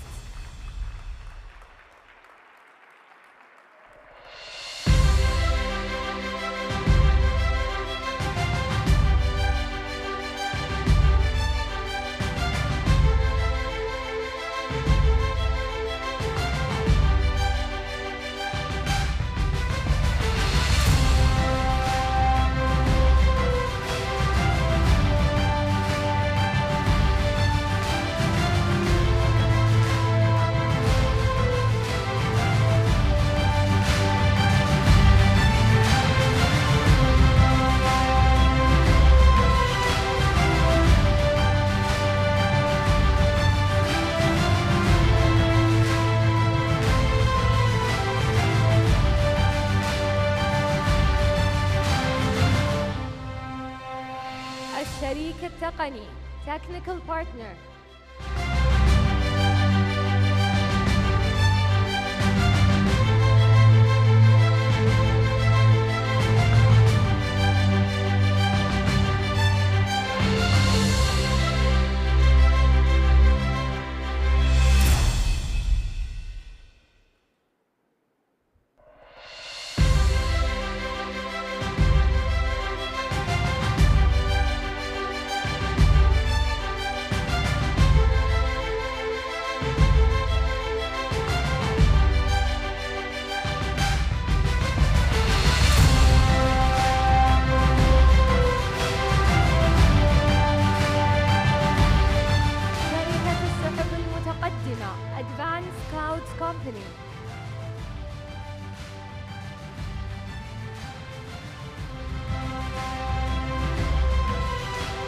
الشريك الإعلامي Media Partner Healthy Simulation.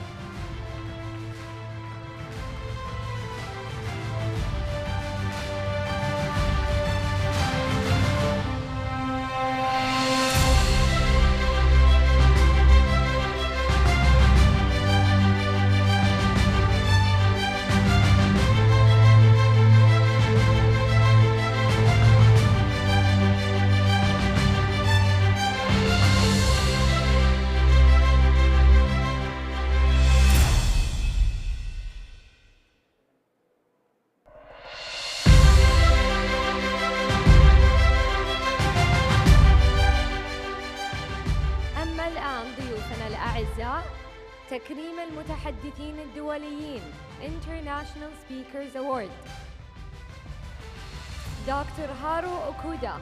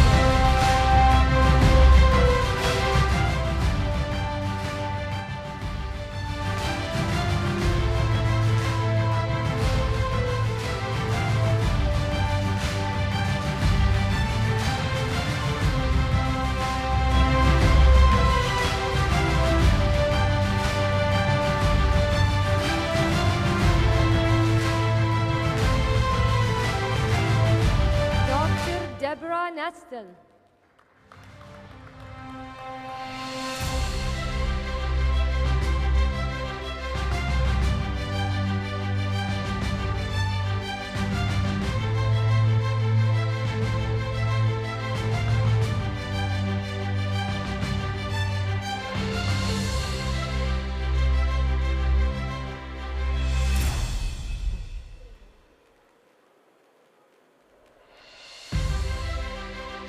Dr. Elaine Mayer.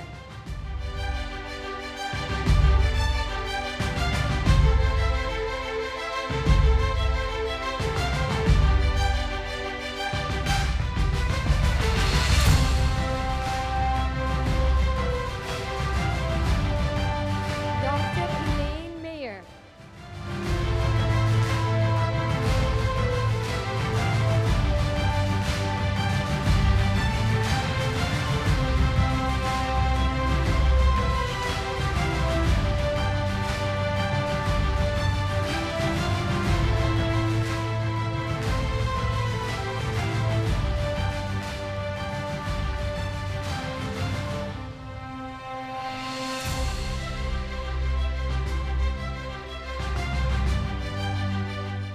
Dr. Scott Crawford.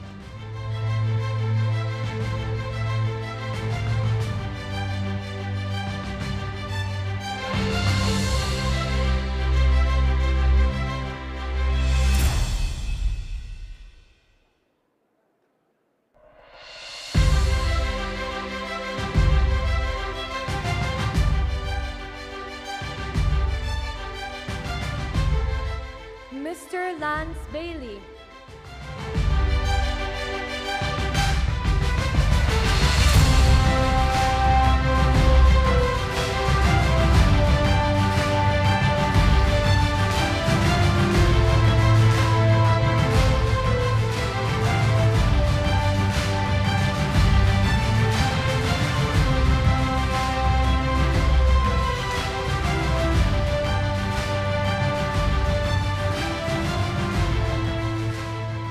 دكتورة منى المصلح.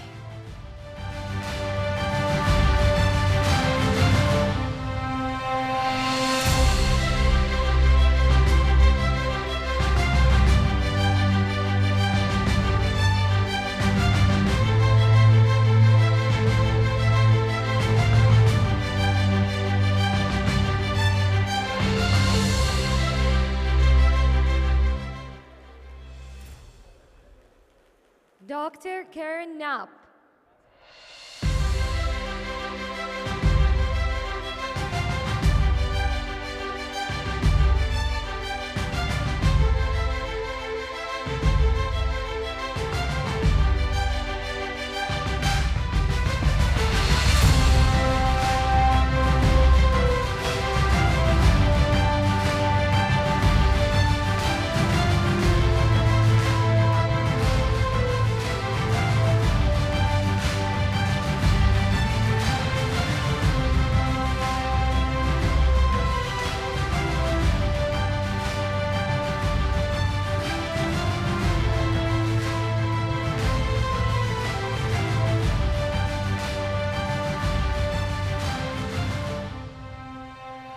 أما الآن مع تكريم حكام المسابقات Competition Judges Award. دكتورة عزيزة الرفيعة، دكتورة ميرفت محمد، دكتورة عهود عماد قدور، دكتورة مايسة عشماوي، دكتور هتان الجعلي، خالد الزهراني، معاذ الزهراني، معاذ أبو عايشة، مشاري الوشمي، أيمن التميمي، أحمد القصير، عبد العزيز الحمود، أحمد الدمرداشي،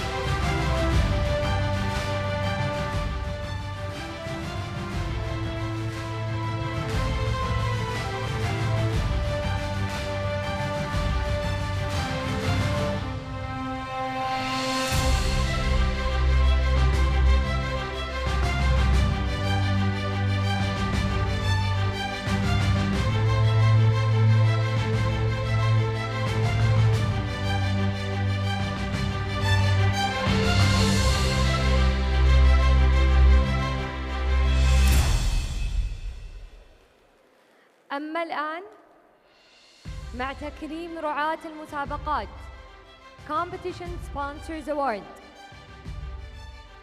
راعي مسابقة الهاكاثون شركة السحب المتطورة ويمثلها المهندس خالد حافظ.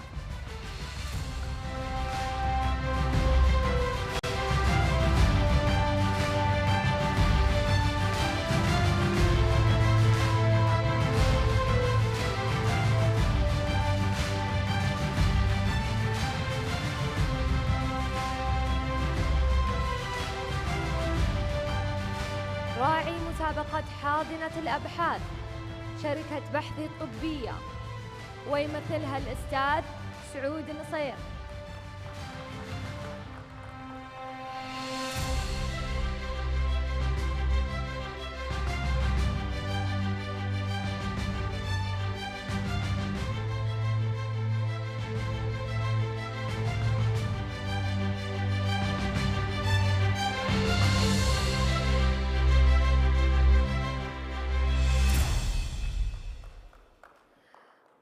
راعي مسابقة المولاج شركة 3 Trees يمثلها الأستاذ جبران النمازي.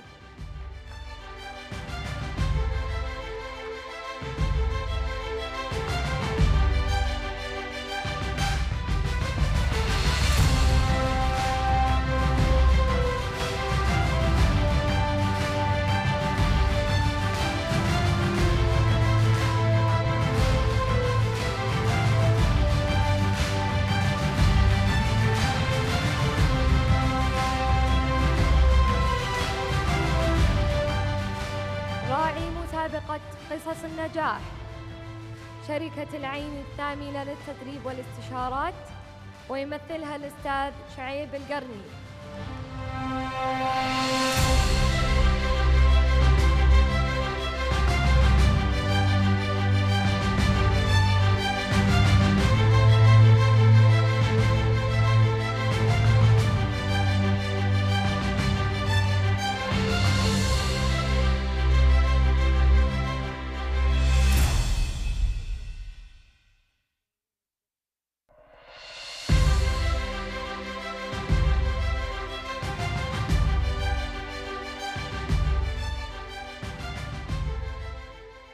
أما الآن مع تكريم اللجان Committee Award.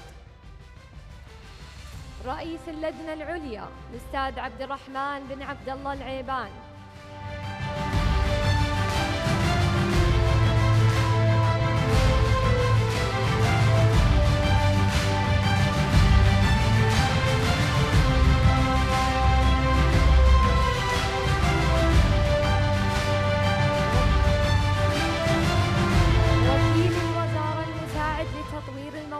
البشرية دكتور سامي السلمي.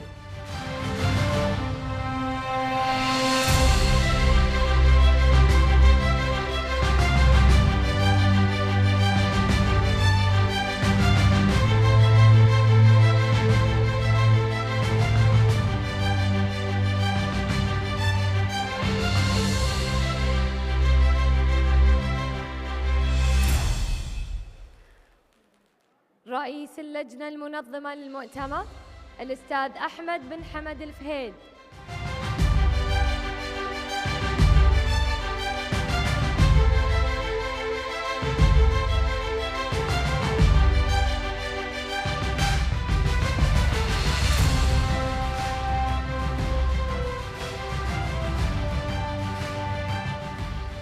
رئيس اللجنة العلمية للمؤتمر الدكتور أسامة الزريقي.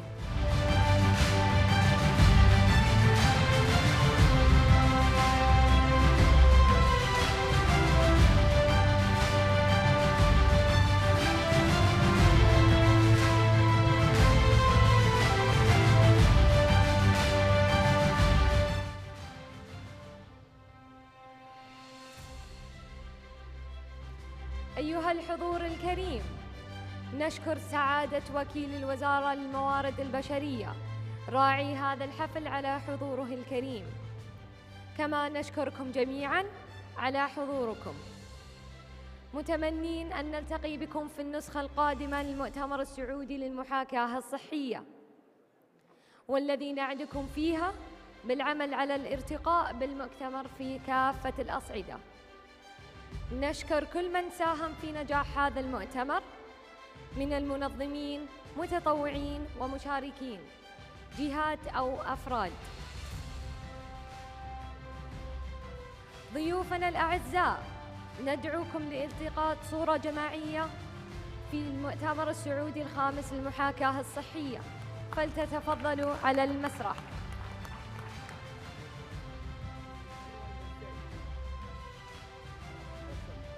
Break the protocol. Everyone in the stage. All the organization, volunteers. إذا الله جات علامات من ولي العهد